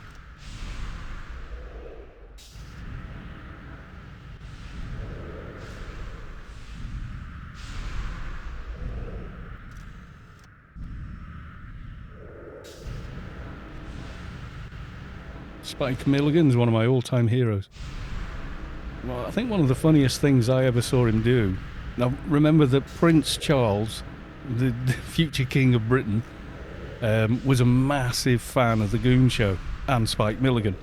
In fact, he appeared on the Goon Show and did a silly voice on it, even though he was like an RAF fighter chopper pilot. At the time, he still did it, and was, quite friendly with them and found them hilarious. And he awarded Spike Milligan a, Prince's Lifetime Achievement something. And when Spike Milligan goes up to receive the reward, the award, not reward, the award, they got this guy there reading it out to him, saying, he can't be here tonight, but he's sent this personal letter that he wants me to read out to you. And he starts reading out Mr. Milligan, for all your years of fine entertainment and blah, blah, blah, blah, blah. And Spike Milligan just goes, grovelling bastard. It's just like he's the only man in Britain who could get away with that. You know what I mean? Snivelling bastard. Yeah, that was it. Or grovelling or snivelling or, And the thing is, Prince Charles, on hearing that, thought it was the funniest thing he'd ever heard.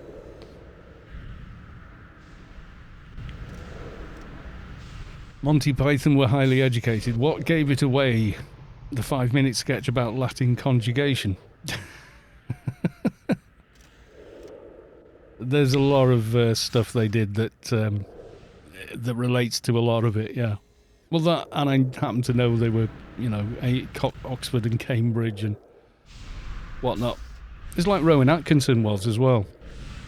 He started with that. He went to there's like a mini documentary about Rowan Atkinson and his background and how he joined up and became, the 9 o'clock news, etc.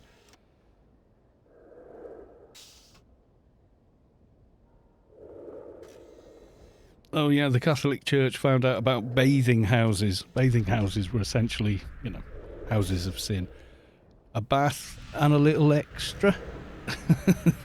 I'll have it's like going to the car wash. I'll have the super wash and the under wax. And the Catholic Church got wind of this and went, oh, bathing is sinful. Not really, no.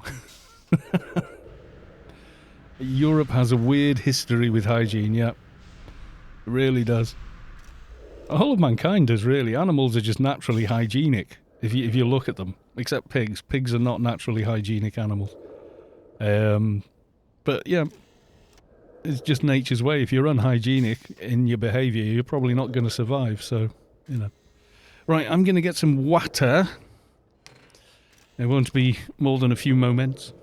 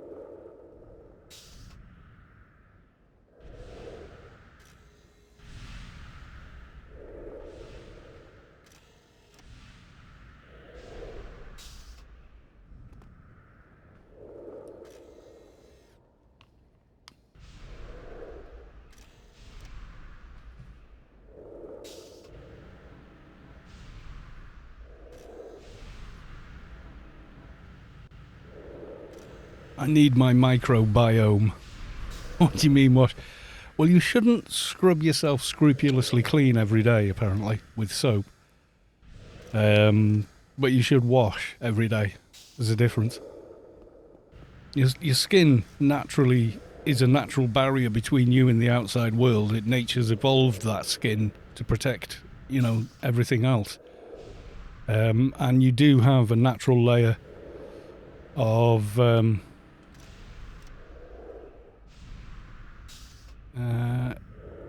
ADOs are okay.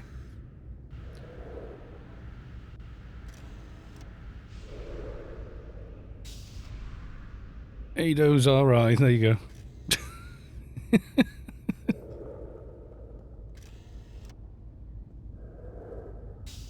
Ado Land. They're coming up with better and better names.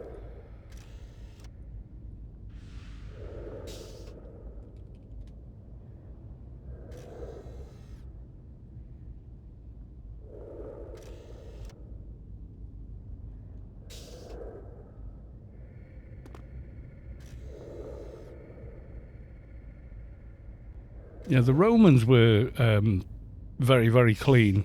They brought bathing with oils and scraping it off to Britain. They also brought underfloor heating.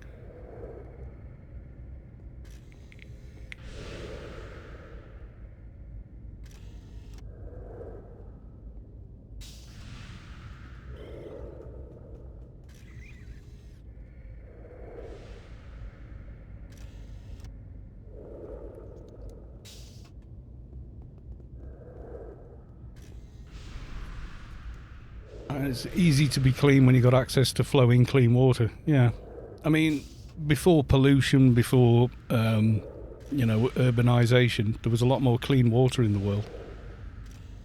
You jump in a lake, get out, essentially you're clean. As far as nature's concerned.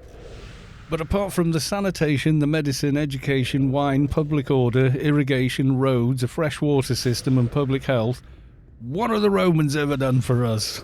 Yeah, exactly.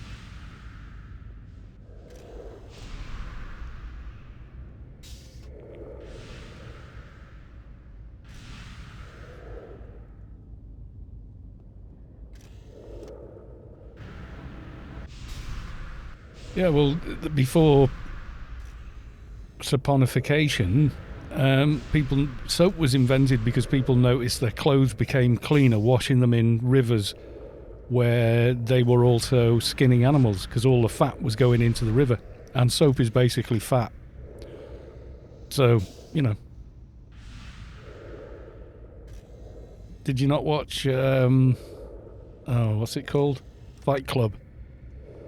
Where he's going to the liposuction clinic and stealing the offending items.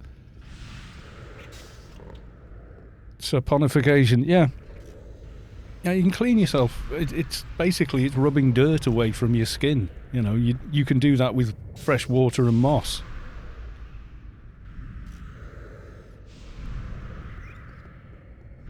Yeah, well, the way the Romans worked was, like in Britain anyway, they invaded and then conquered each little region one at a time, and then went, instead of killing off the chieftain and his tribe and his, council or whatever they had, they'd just say, right, you're now citizens of Rome. We will protect you and support you. You just live like Romans, and instead of a chieftain, you're now something else. You're now a legate for this area, or a governor for this area instead. And of course they went, so you beat us in battle, but we get to keep our land and stay in charge of it. And they were like, yep, you just got to be Romans now. And they were like, okay. Any of them with any sense just went, okay then. And that was it. There's a lot of that on the history of the Romans, especially in Britain. It's very well documented in Britain.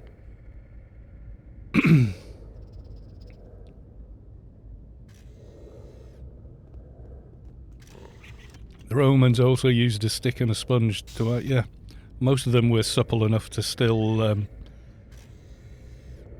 managed to reach round there anyway. Assimilation or death. Yeah, pretty much.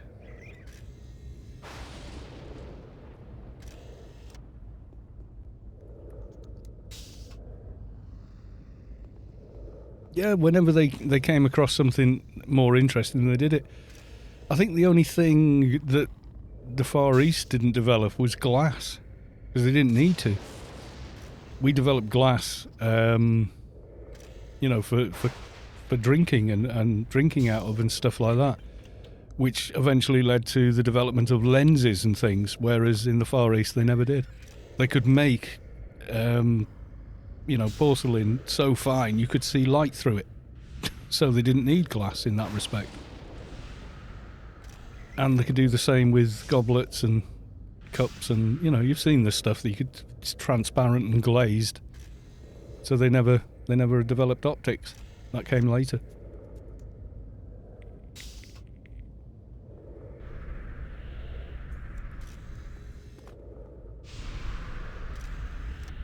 Yeah, wherever they set up home, more because that would be a fort, would be a place of safety to run to from various raiders and everything else. Then more and more people settled outside the fort, and the fort becomes a town. That's how London got started. It was Londinium. It was just a fort by the river, which eventually became London.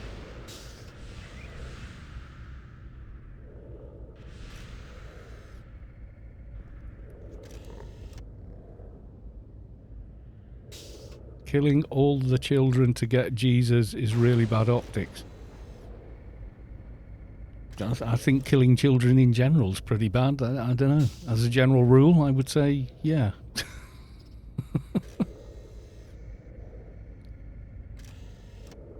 You got to remember, the New Testament was written 40 years after the death of whoever Jesus Christ actually was, by people that had never met him. So, yeah, you know. Making a joke about optics. Yeah, the King Herod thing, wasn't it?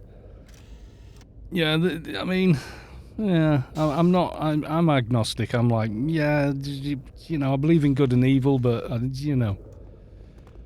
But getting into a discussion about it, nah, I don't think so.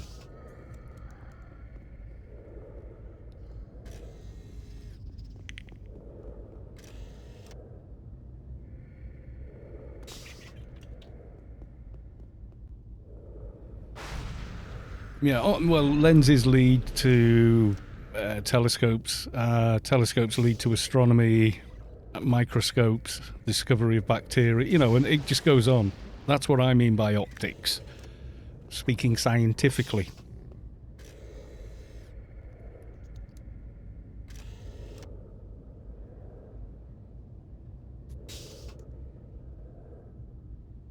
Annual appearance. Arello pops up in the stream now and again.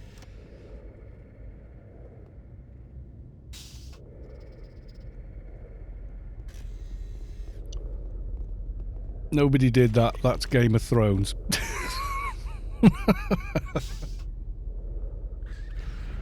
Yeah.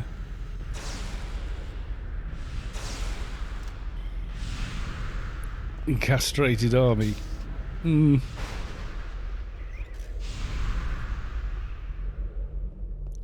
Game of Thrones was good up to sort of season 6, and then I just kind of lost interest with it, to be honest. I never watched 7 and 8. From all reports, I probably ducked out at the best time. So yeah. It's like, hasn't the author not actually written the end of Game of Thrones yet? So they tried to write it themselves.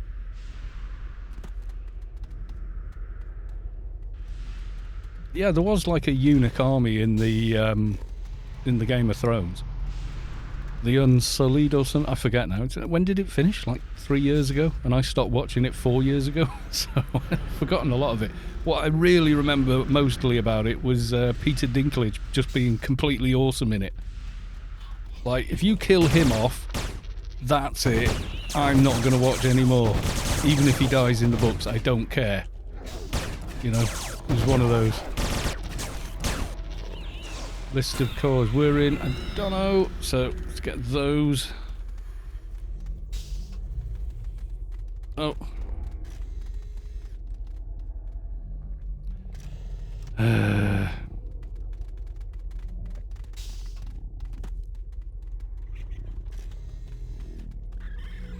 Didn't copy the first /.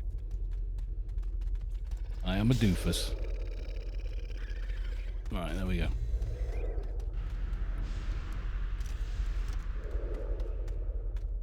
Yeah, politics and religion, generally a bad thing to discuss. Someone thinks it's Space Quest. Someone thinks they're Space Quest. They're putting all these tents in straight lines and things. The Janissaries were an elite professional force of soldiers raised from captured children, but they were not castrated. They were expected not to marry until retirement, which was rather rare an event in their line of work. Oh, well, there you go.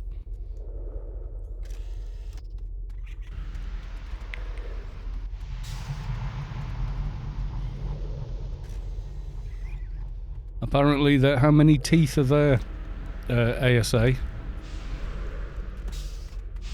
History buffs in here. Yeah, a lot of people have read history in college and universities and stuff like that. It's one of the classics, as they say. Yeah, just make sure which incarnator they're going to use, whether they're going to use East or West. Usually I go to the East one, most people do, because it's a straight run from there. Straight up to Pande. Straight to Inferno.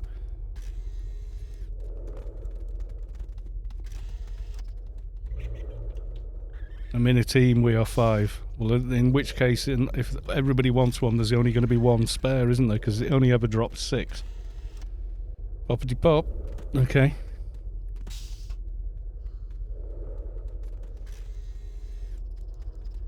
Retained any information at all? Well, things that pique your interest tend to stay.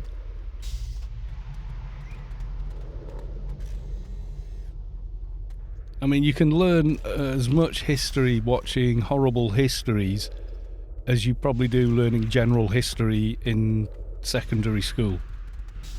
Not far off, anyway. And that's like aimed at kids, but is actually really good. My lad's really good at history. Like, really good. You know, you're in a pub quiz or something like that, and they'll go, who was the 3rd queen that did blah, blah, blah, and you're like, oh my god, got no idea. And there's like, bang, he knows straight away. That old gamer, someone popping mullet soon, yep. Bitnick, evening Carlos, and good luck with 42, thank you very much, sir. Welcome to the stream. This is Bitnick, who's done all the work on the Shadowlands maps, etc. You should check them out. I just don't like the blue around the edge, that's just me. Sorry. The map's way more accurate. I just don't like the blue. Sorry.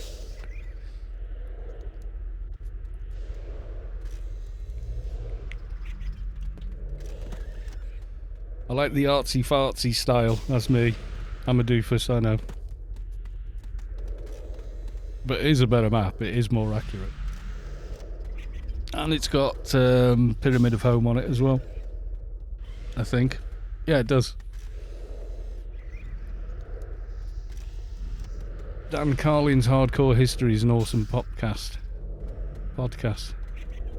Listen to it often before sleep. Oh, that's cool. What's your resolution? I'm actually playing the game at 1440p, but I'm streaming at 1080p. Which you can probably tell by how small icons and things are on screen. Sometimes I think history is mostly fake. Well, study history and then decide. And then study archaeology, which produces physical evidence for that history. Then make up your mind. I mean, truth be known, a lot of history is, like they say, history is written by the victors of war. So yeah, there is always that, but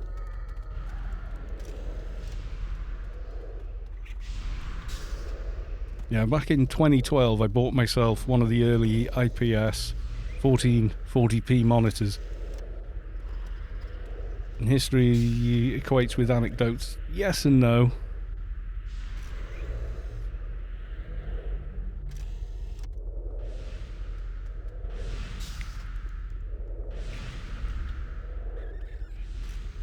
Yeah, it is a more accurate and better map though. It's just the blue around the edges in just yeah. I don't like that blue. Doesn't mean equate, there's a dash there, yeah. Well, the thing with the Dark Ages is, do you know why it's called the Dark Ages? Because we don't know much about that period. Virtually nothing was written down. That's why it's called the Dark Ages. It wasn't like the skies were dark. It was dark as in a lot of stuff wasn't written down, or, you know. It's a period we know little about. We're in the dark about it. Like, dark matter isn't some black matter that's just optically invisible. You know, it's mass within the universe that's missing. So it's dark as in unknown.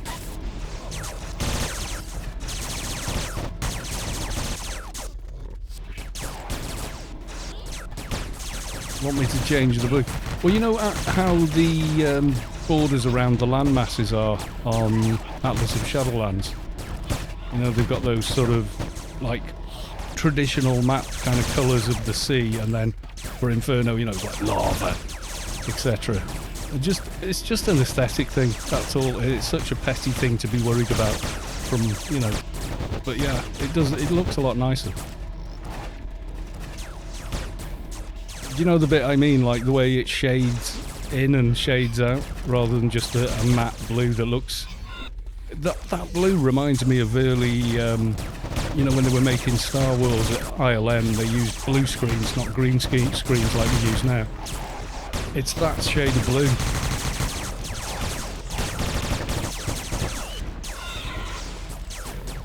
Yeah, I'm not sure what the guy did on Atlas of Shadowlands. Savik might know. She modded the Atlas of Shadowlands map for me. She separated it into different layers and then made it twice the size. For my old eyes at 1440p on a monitor that's over a metre away from me. Without it, I'm like... You know what I mean? I just struggle with it, so... Good old Savik. He was like, yes, I can't read. I'll get you the big print version, hang on. There you go. Oh, the blue style, yeah. I don't hate it, I prefer, you know, how it was done on the Atlas of Shadowlands. When I was a kid in school and we were looking at geography and stuff like, the maps were drawn the same way whoever made Atlas of Shadowlands did it, and to my eyes it's like, no, that's correct. Even though there is no correct for it, you know, it's just, that's how I like it to look. There are plenty of people that do play on ultra-wide, actually. Some of them share screenshots occasionally in Discord. It's pretty amazing. We seem to be splitting up a bit here for some reason.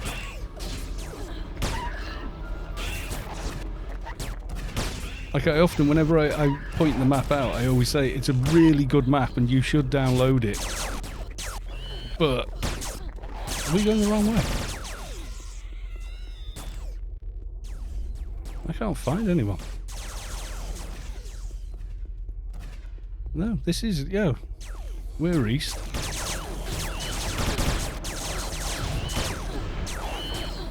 Like, nobody's attacking anyone. Have I picked up the wrong... North? I'm supposed to be north. Oh, Christ.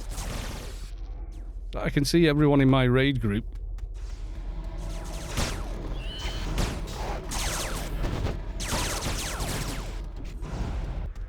I don't think I am north, you know.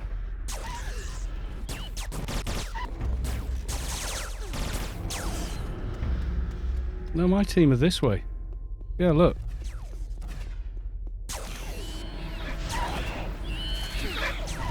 I'm in this one. And with floor tank, etc. I must have the wrong macro. Right, I'm with floor tank.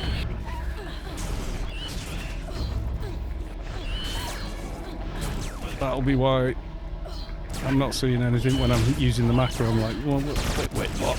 I can see everyone on here that should be here. Not seeing anything else.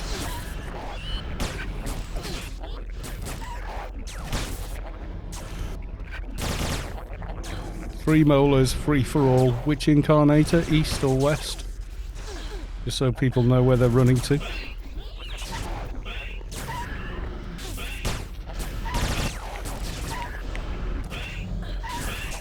There you go, folks. East incarnator.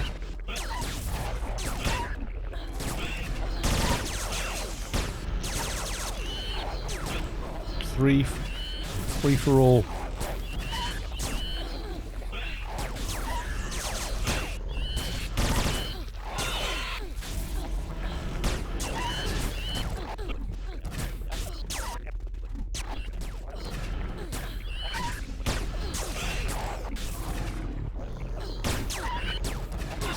Alien vector, die. They're nasty buggers, these things. Nice having an AC/DC on this tomb, though. I think anyone inspecting has gone, good, one less person bidding in here. Dang, my shade needs more Guardian faction to get out to Pen. Let's kill a few hecklers around Penumbra, you'll soon get it. What do you need to get from Pen to... Oh, to get in to out of Pen into Inferno, you need 18k?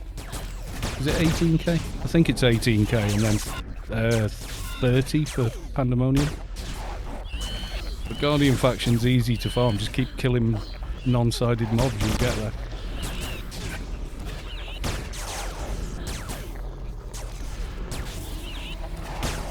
Ends Lyric, I'm off for tonight. Good luck on Sector 42 and see yous laters. See you laters. Thanks for coming along.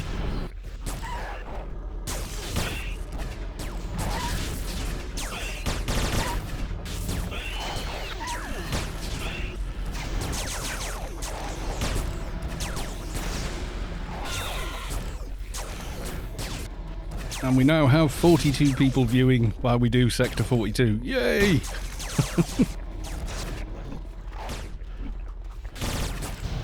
Twisted, you need to win another AC/DC. I can win on an RFA. I can't wear two of them, can I? They're unique. If you could wear, if they weren't unique, everyone would have like four of them or something. Something, you know, people would stack them into their to their HUD. They are smart though. Yeah, it's easy to check your faction, just / open faction, and then if you click on it, it will tell you the exact number. So I'm going to close my faction window and go open faction, and that's opened it. And you can see I can look at it. It goes dreaded or friend. Click on it again on any of the colours, it will give you an exact number for any one of those factions.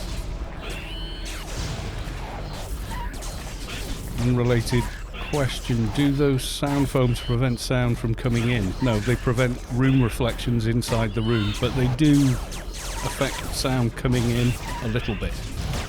But they are not soundproofing, they are acoustic treatment. So what they do is the room remains acoustically dead, which is much better sounding than a lively room which sounds like you're in a reverb chamber, which is very, very distracting on audio. And fixing it with software, which you can do, often sounds like you're halfway underwater. It's even worse than the problem is. So for the most part, if you can fix it like in the real world, it's much better. It's the same as photography. If you can take the shot, get a good shot in the camera, editing the photo is 1,000 times easier because it doesn't need a lot. So yeah, this stuff behind me and in front of me, and I'm going to get the corner pieces and the 2 side walls here done, because at the moment I've just got sofa cushions stapled to the wall, which look awful, but they do work, you know, kind of. Soundproofing you need to make. Ideally, soundproofing involves making a room inside another room and separating it completely from the exterior room for soundproofing. It's a similar science, but it's not the same thing.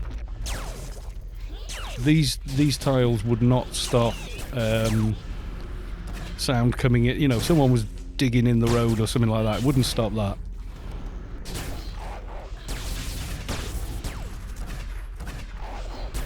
You need to go a lot further. But you can have an isolated room that has a lot of room reflection in it, and it's still terrible for recording in, because you've got reverb on something. You know, when you're capturing something like that's why I use a dynamic mic, because as soon as you're like over here, you can barely hear me at all until I come back over here onto the mic. It's very directional, and you need to be close to it, so it doesn't pick up a lot of the room anyway. And then these acoustic tiles make listening and mixing and gauging whether the sound is, you know, set up correctly far more accurate. But I knew all that from, you know, years before, and miking up guitar cabs and all that kind of stuff. So it's like, it's transferable information, but it's not the same thing. Like if you record the vocalist in a band, usually they go into the vocal chamber, and the vocal chamber is essentially acoustically dead. There's no reverb, no nothing, and you add it in with post.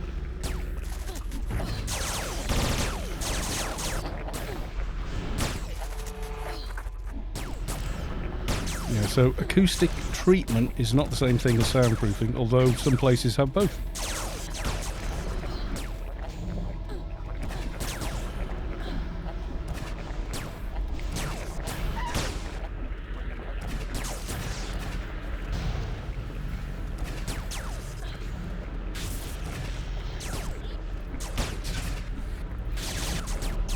Yeah, if you go, there's a guy made a series of videos on YouTube where he's got a garage outside of his the building he lives in, and he converts it into a soundproof rehearsal room for his drum kit. It's got like a proper acoustic drum kit, and he completely soundproofs the room. It's amazing, but it's a hell of a lot more work. Forgot I need faction to get to WIMP. Well, now you've remembered.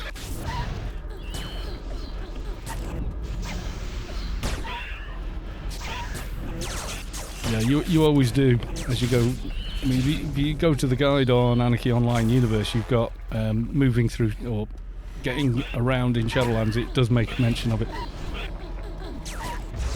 So if you're trying to heck farming time, yeah, that's definitely the way to go. If you're low, hecklers will get your Guardian faction up very, very quickly. They're one of the best sources of Guardian faction. The higher, the better. I've come unstuck with it as well before now on a stream, and someone's gone, right, you come into Penumbra, and you don't even have to be where they are. As long as you're in the same playfield, you will get the faction. So you could be stood at Ergo while, you know, a 220's running around knocking 7 shades out of a couple of hecklers for you, and you will be gaining faction. We have a lot of larvae.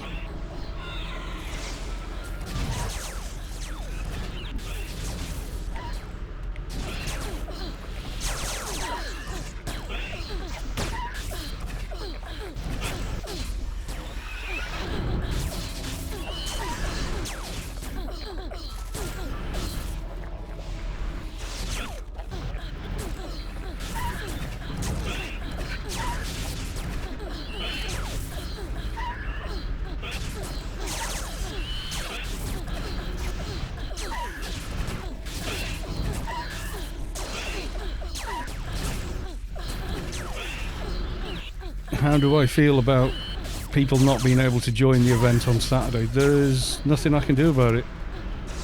The servers will only allow 512 people into a playfield. There's very little I can do about that. It's a server problem, it just can't handle the load. But it also means that 500 people did make it. So, you know. Yeah, you can buy the 10k faction things as well. It's a shame. It's happened to me plenty of times. I've not been able to get back in. I just keep hammering away until I do. Some people give up after 3 or 4 tries or 4 or 5 tries. I just keep going. I think about 8 one time before I eventually got back on. It's, you know, yeah, it's unfortunate, but what can I do about it? You know. Doesn't seem to be a problem as soon as it moves to Shadowlands though. Although people have a habit of all standing right next to a zone entrance. It's to do with the way the server... I mean, if you talk to Syntax, he knows much more about this than me. But even he said, you know, it's the way the servers wind up to deal with a particular zone. And it doesn't sort of go, oh, well, we've got this many people, let's start spreading over to another server bank in order to, you know, handle the load. It doesn't seem able to do that. It's kind of a problem. But it's always been a thing in Anarchy. It's nothing new. It's just free alien XP is, you know, something people want, so...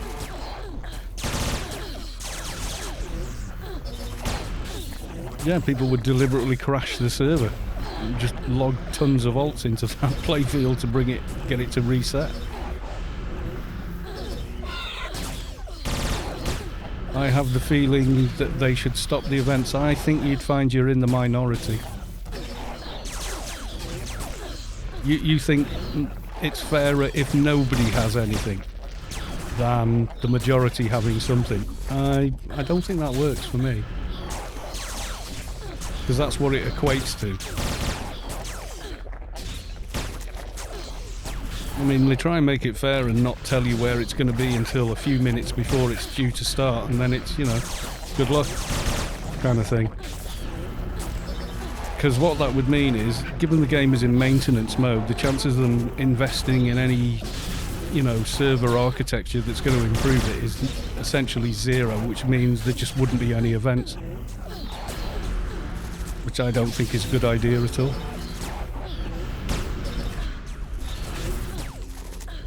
I think it would help if people didn't go, oh, I'll log all my alts in for that, save levelling them.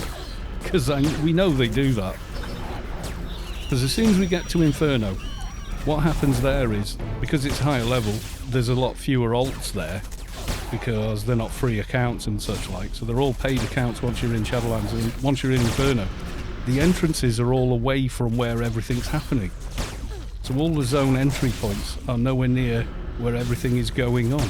So it just seems to balance out a lot better.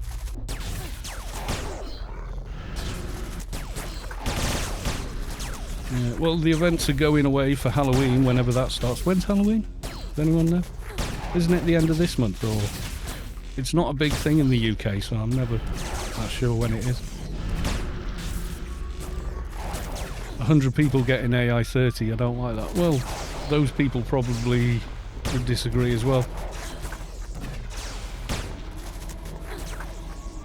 October 31st, yeah. Well, that's when they'll stop for a couple of weeks. Because when they stopped for the celebrations, the next one they did was relatively lag-free, and there was like 300 people on the server, or in that playfield. It was only on the subsequent ones we got a hell of a lot more people.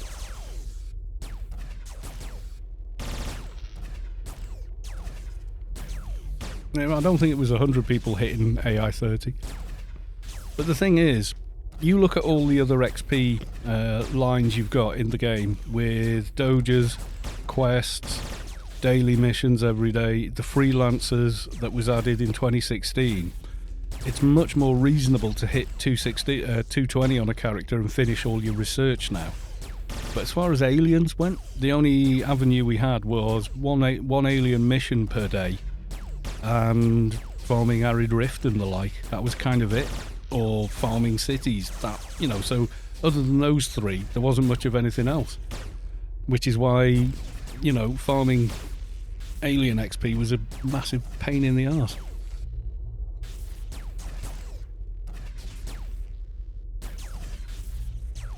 Why not doing it at a Tuesday? I don't know, maybe the idea was to do it at the weekend when most people are off work. Not all, I grant you. Also, the Ark doing it might not be able to do it on a Tuesday, I don't know. I mean, they're giving up their own time to do it. They're not an employee. Nobody's paying them.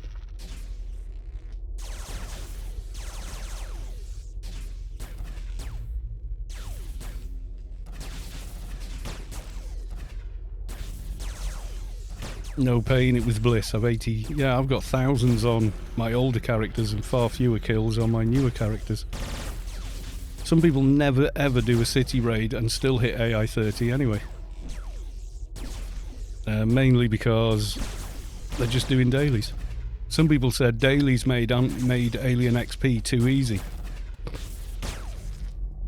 You know, should we get rid of those as well? Kind of think we shouldn't.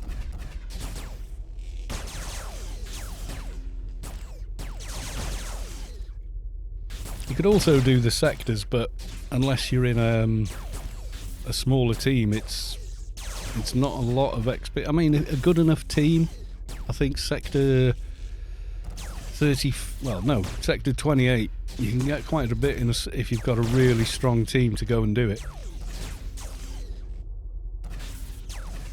Yeah, people still farm cities, but for the most part, people farm cities for the drops now, rather than the alien XP. So they're farming for, you know, parts for AI armor, you know, super rare drops like high level symbiont EOE, ocular exterminator. North has already taken down the first boss, I think. I remember Zix farming, yeah. Keep it alive and keep killing the Zix, and what did they do? Took XP off Zixes. It's the XP curve on AI that's ridiculous, really. Compared to all the other curves, it's kind of silly.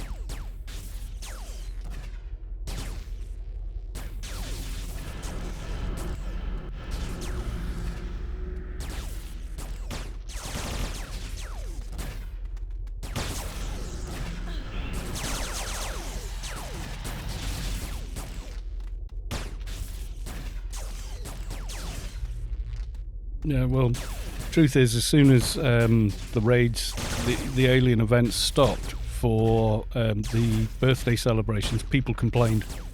A lot of people complained that we weren't having the raids and the events during it. So, it doesn't matter which way you go now, someone's going to complain about it.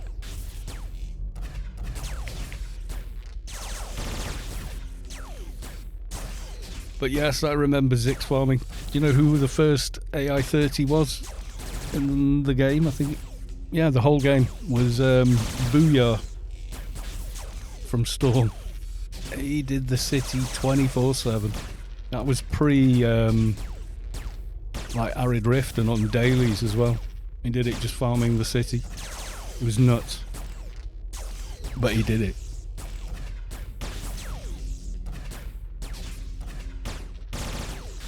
But I remember after he'd done it, him saying, "I'm never doing that again," or something, words to that effect.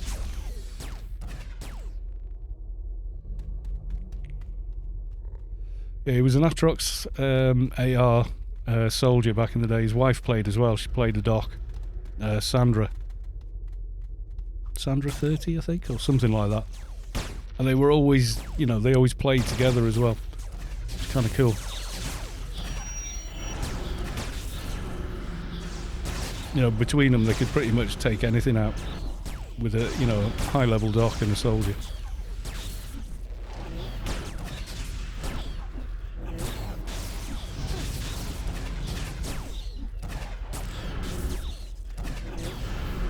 Yeah, I think this is why they do it at the weekend, why they do it on the evening of a weekend. You know, they look at server times. So they've asked permission to do something like this, and the GM's looked at it and gone, yeah, you'll need to do it between these hours on this day for it to give the most benefit to the most people, which is the fairest way to dole anything out. So it is unfortunate some people, you know, go, I can't, like, it's an absolute, and it's just like, you just got to keep trying to log in. Eventually you will. You might miss some of it. Like, I've sat here on a stream where everyone's laughing at me trying to log back in.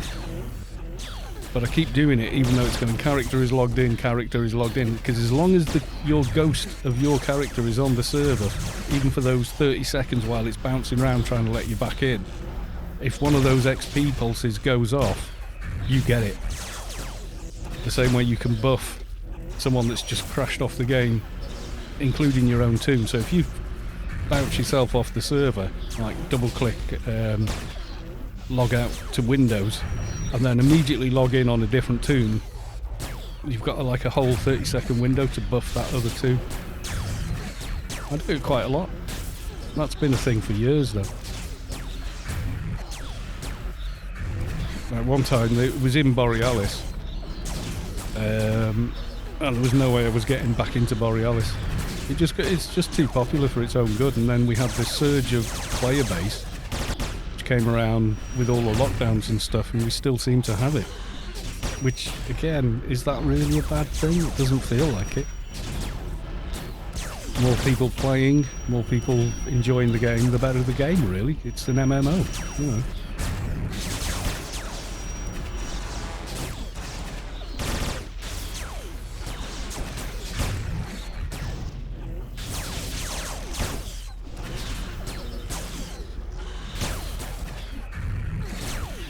Because the truth is, while we're in maintenance mode, we ain't getting new servers, you know.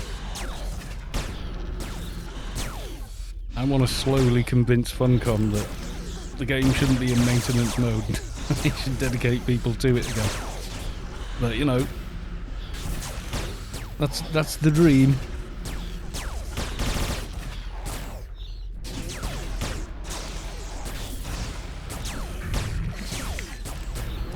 To be honest, I think Booyah did do quite a bit of Zix farming, but it was valid at the time. I think the first couple of weeks of AI as well, there was one guy saying, oh my god, at this rate I'm going to hit AI 30 by the weekend. And they they literally, on the forum, said, well, that shouldn't be the case. And then we had a server patch, and suddenly it was like redonkulously harder to get there. And it's never been rolled back.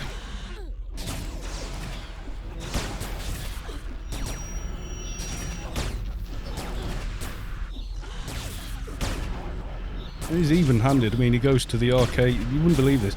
He goes to Rubicar 2019 and does the same event there in ICC, and no one's crashing, and everyone can log in. So yeah.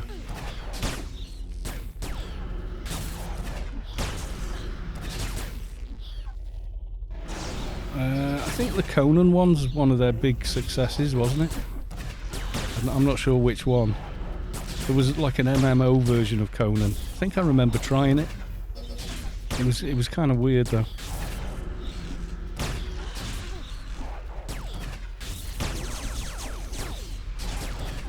I'm sure I remember it had like single player mode and multiplayer mode. It didn't feel quite right for me. I couldn't quite take it. Plus, it was early days of that game, so like everybody was trying to be Conan, and he's like, well, you can't all be Conan. It's like when you're kids, isn't it? You can't all be Superman. Look, you be the Flash. I'm not being the Flash. You know what I mean?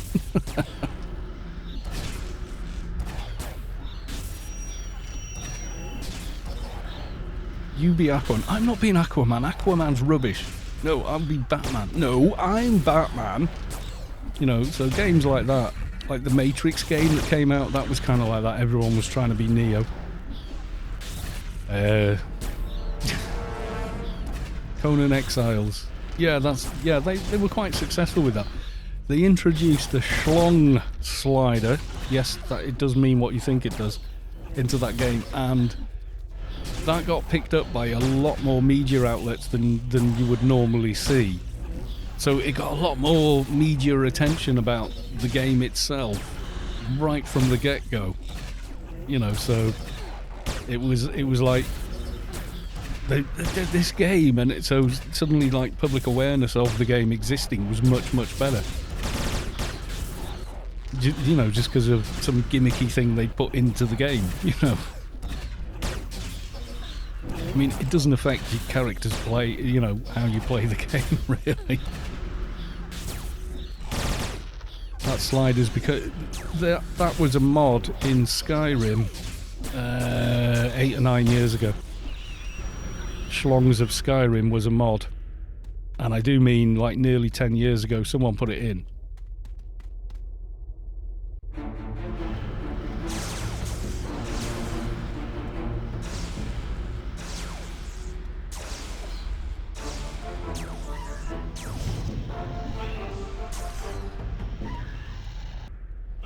Yeah, Schlongs of Skyrim. Google that and see when that mod was first released. Quite a long time ago. I remember people talking about Gopher was streaming mod testing back in 2014, and people were trying to get him to test that, and he said, I would actually, you know, in terms of mods, it's quite interesting what they've done from the point of view of a mod maker. But no, we're not testing that on Twitch, you know, so...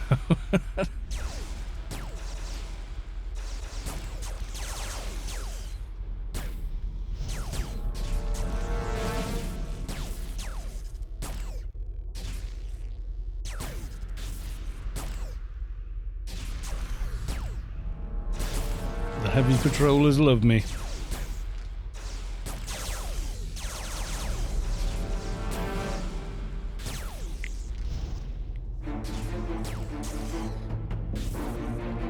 Zupeo, hi, I've seen you on YouTube before, just want to say thank you for what you do for the population of Anarchy Online. I'm streamer girl in game, I'm kind of a big deal. Hello Zoop, how are you? I love your intros. I am Zoop. Always good to see you, Zoop. How you doing?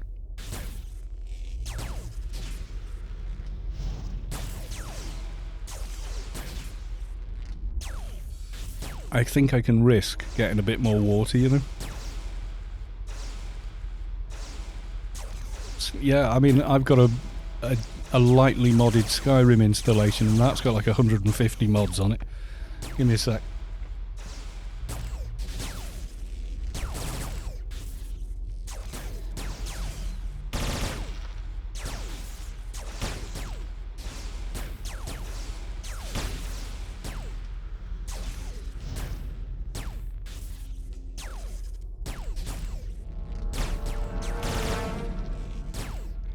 Did I miss anything?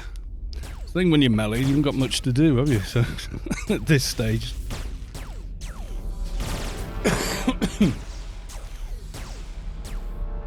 Def not skills, Bear 87. 149 is boob physics. No, it isn't.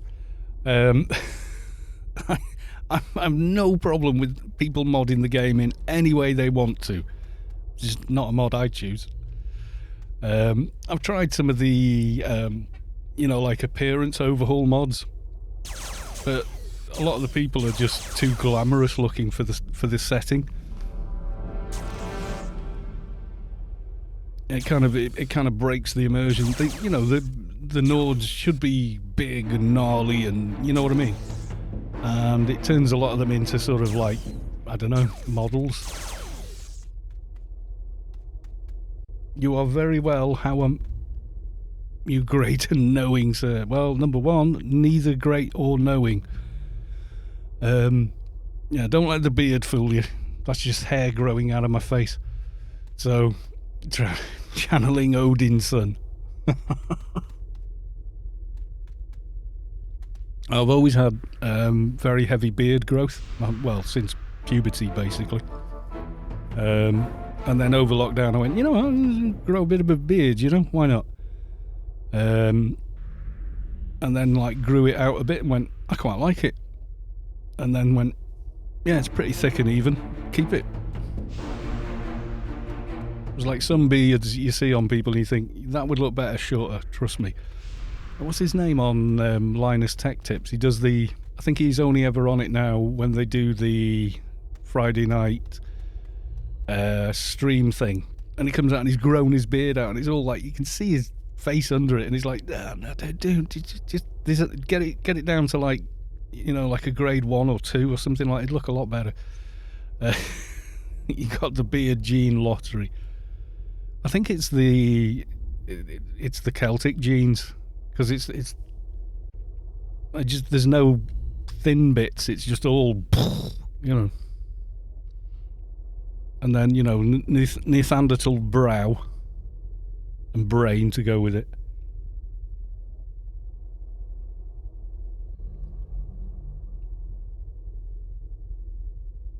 In fact, the only thing I've done as far as looking after this beard is like getting the hair scissors out and cutting it straight above my lips when it starts getting stuck in food. That's it. That's all I've done. I cut it right back the end of last year, but I was still out running in you know, the winter air, so I was running in snow and sleet and hail. So I only took it down to sort of like whatever that is on the clippers. I don't know, it's like half an inch. So that was okay. And then I've just let it grow a bit this year. I think I've trimmed it twice, gone back down to whatever the clipper grade is.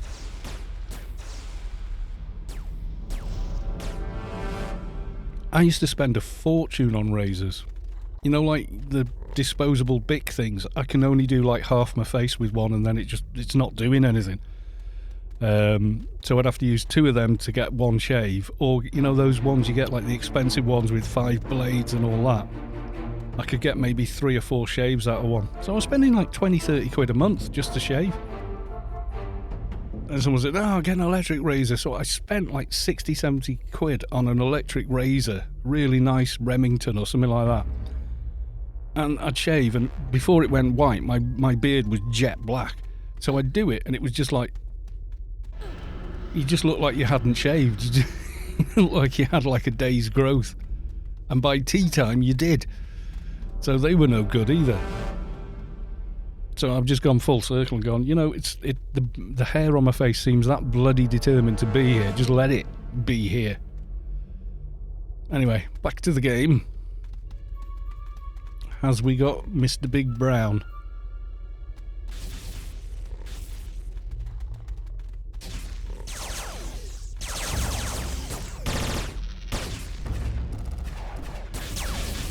You'd have a lot of problems in the military. Well, they supply you razors, so no. Just in the military, I'd just shave it. If I worked on an oil rig, I'd shave it, because you have to. If I was a firefighter, I'd shave it, because you have to. Because the masks you have to wear have got to get a good seal, and they don't with the beard.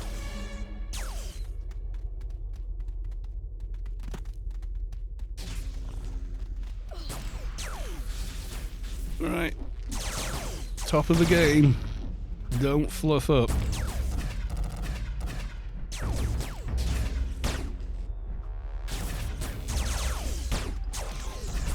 Yeah, even when I worked in offices and stuff, I used to take a razor. I'd shave, you know, shave at lunchtime. My nails are the same, they grow really quickly as well. Just a genetic thing, I guess.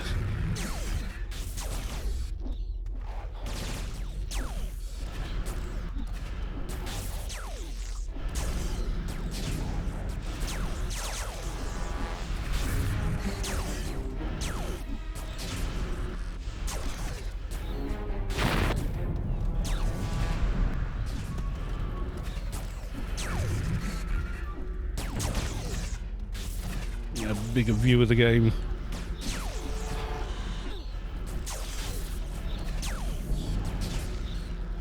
Yeah, man. Come on, ugly. No, I've always had like a 4 o'clock shadow by 2 o'clock. You know what I mean? Space Quest is after Cal. No, there'd be a lot more Seekers in here if he was here. Jeez, you watched the end of Nascence last night, and they're spawning in the direction I'm running in constantly.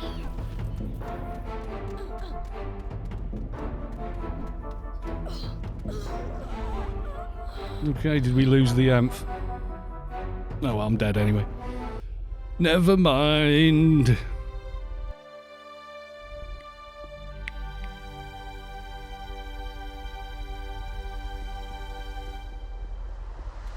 Oh well. So much for that one. The cat was jumping on my keyboard.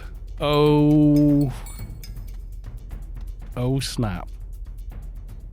Someone jumped on the keyboard and meeped the tank out.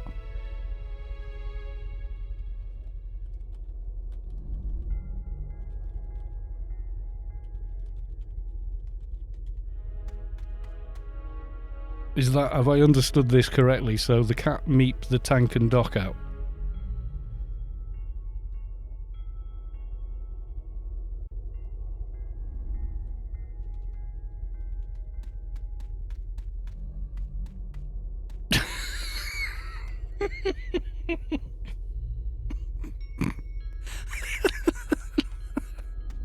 How did you die? Well, here's the thing. I wondered why the hell I'd suddenly got aggro. I was like, that's Floor Tank. He's so good at, like, pinning a mob with aggro. What the hell, you know? But yeah, there you go. Never mind. Accidents happen. What can you do? Cat jumped on the fixer's keyboard and meeped out that team, which only left us in here, so we were screwed. No dock in our team. But yeah, did you? Oh god! I think they were all in the grid, and that's why.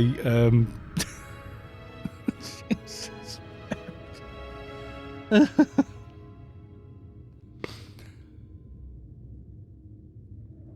I saw it happen in slow motion, like no.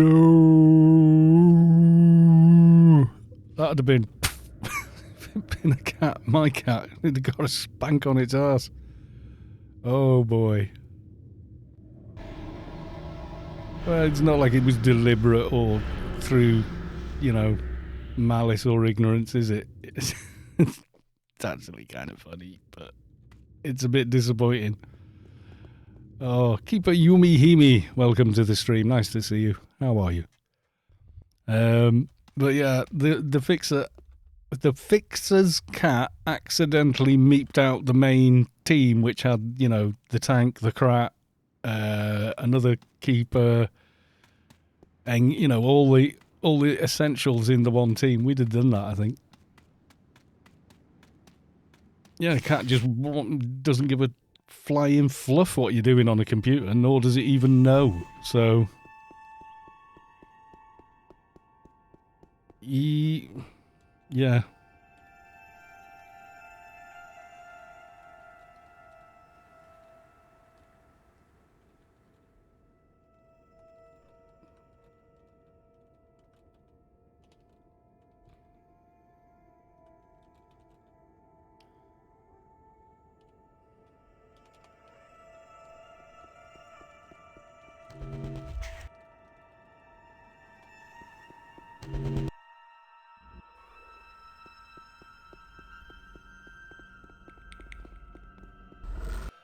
Yeah, the cat doesn't know.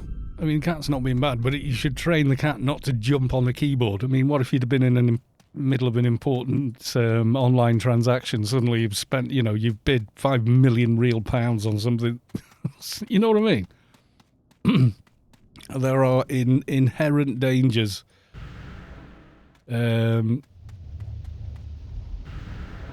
With cats jumping on keyboards, as much as coffee over keyboards can be hazardous. Cats on keyboards, even more so. You can train cats. Wasn't that in a movie? I think Robert De Niro had trained his cat to use the toilet. Somehow. He gradually, over a couple of years, done it. Cat is nope. Well, I've got an AC/DC. I came on the keeper just to, you know, be a helpful, well-built toon for the raid, you know. I feel for the people that were there that wanted to bid on it, you know. Can't tell you how many times cats killed me on game. Meet the very carefully the faux-ers. Yeah. It was I can't remember who was it. I remember Robert De Niro. I can't remember the rest. Yeah, isn't he like an ex-CIA something or other, or special ops or something? You know, he's like a real serious dude. Ben Stiller, that's it. When Ben Stiller was popular.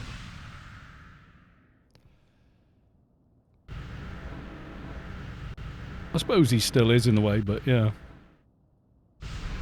It's weird though, some actors get away with it, like Tom Hanks was in loads of films in the 80s and 90s, you know, and then he was getting a bit older and you sort of thought, oh, you know, maybe it's the time's passed for him now, you know. But then he proved he was actually a really good dramatic actor and was in a ton more stuff, and now he's just like national treasure, isn't he? I remember when they cast him in the Da Vinci Code, and everyone went, oh no, you should have cast Harrison Ford in that. And I think he's brilliant in it. And in the second movie, Inferno, I think he's even better, you know. West are heading in for, yeah, good luck to West. Good luck, guys, honestly. I genuinely mean that. We've done that before. Unintentional reclaim visit.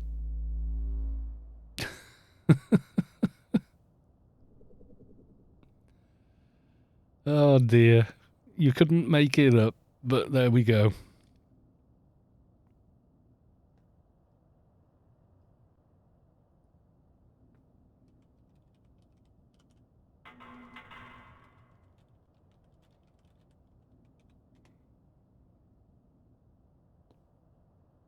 Yeah, it's proof cats are evil.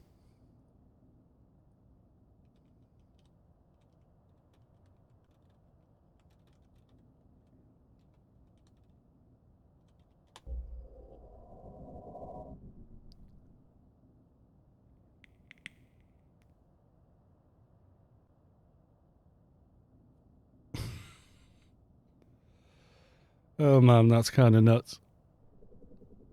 Invasion plan for 7,500. That's cheaper than I got. What did I think? I think on this I bid, oh god, like 10,000 plus, like 10,200 or something. Pretty nuts, but hey, good luck. Good for them. I see a lot of this. Haven't played in 4 or 5 years. Seems like the population is about the same. Now there's lag though. I don't ever remember having that. Then you don't remember AO, mate. We've had lag since 2001. I don't know where he is, but somewhere nearby. We've had lag for years in AO. Lag is a thing in Anarchy Online. Oh, man. Oh, what a classic. Right, so that concludes the Sector 42 raid portion of the evening. And we're about there the same, I think, on everything else. And no, don't echo back. Who else is streaming a bit of Anarchy Online? We go and look for them. Only me. Anarchy Arcade is not Anarchy Online. Why does that always come up? Is there anyone else? A Gopher, maybe? Gopher is a streaming as well. We can go raid Gopher if you want. There's like 40 of us. He's playing a totally different game, but he's someone. Cheification, maybe?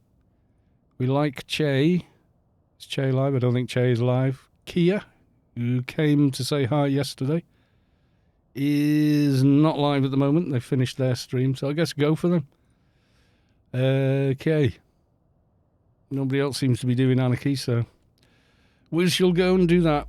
West are heading for the AC. Yeah, I say good luck to them. So, you know, hopefully they'll get it. Right, thank you all for coming along to the stream. I'm live again tomorrow, Monday. Time is in the schedule. And I'll see you all for that one. Okay, folks. Going to send this now. All aboard the Skylark and go and say hi to Gopher. He's doing quite an entertaining stream, to be honest, so you should go say hi to Mr. Gopher and Quarico, the Australian lady. She's really funny as well, I like her. Right, good luck everyone. I will see you then, and bye for now.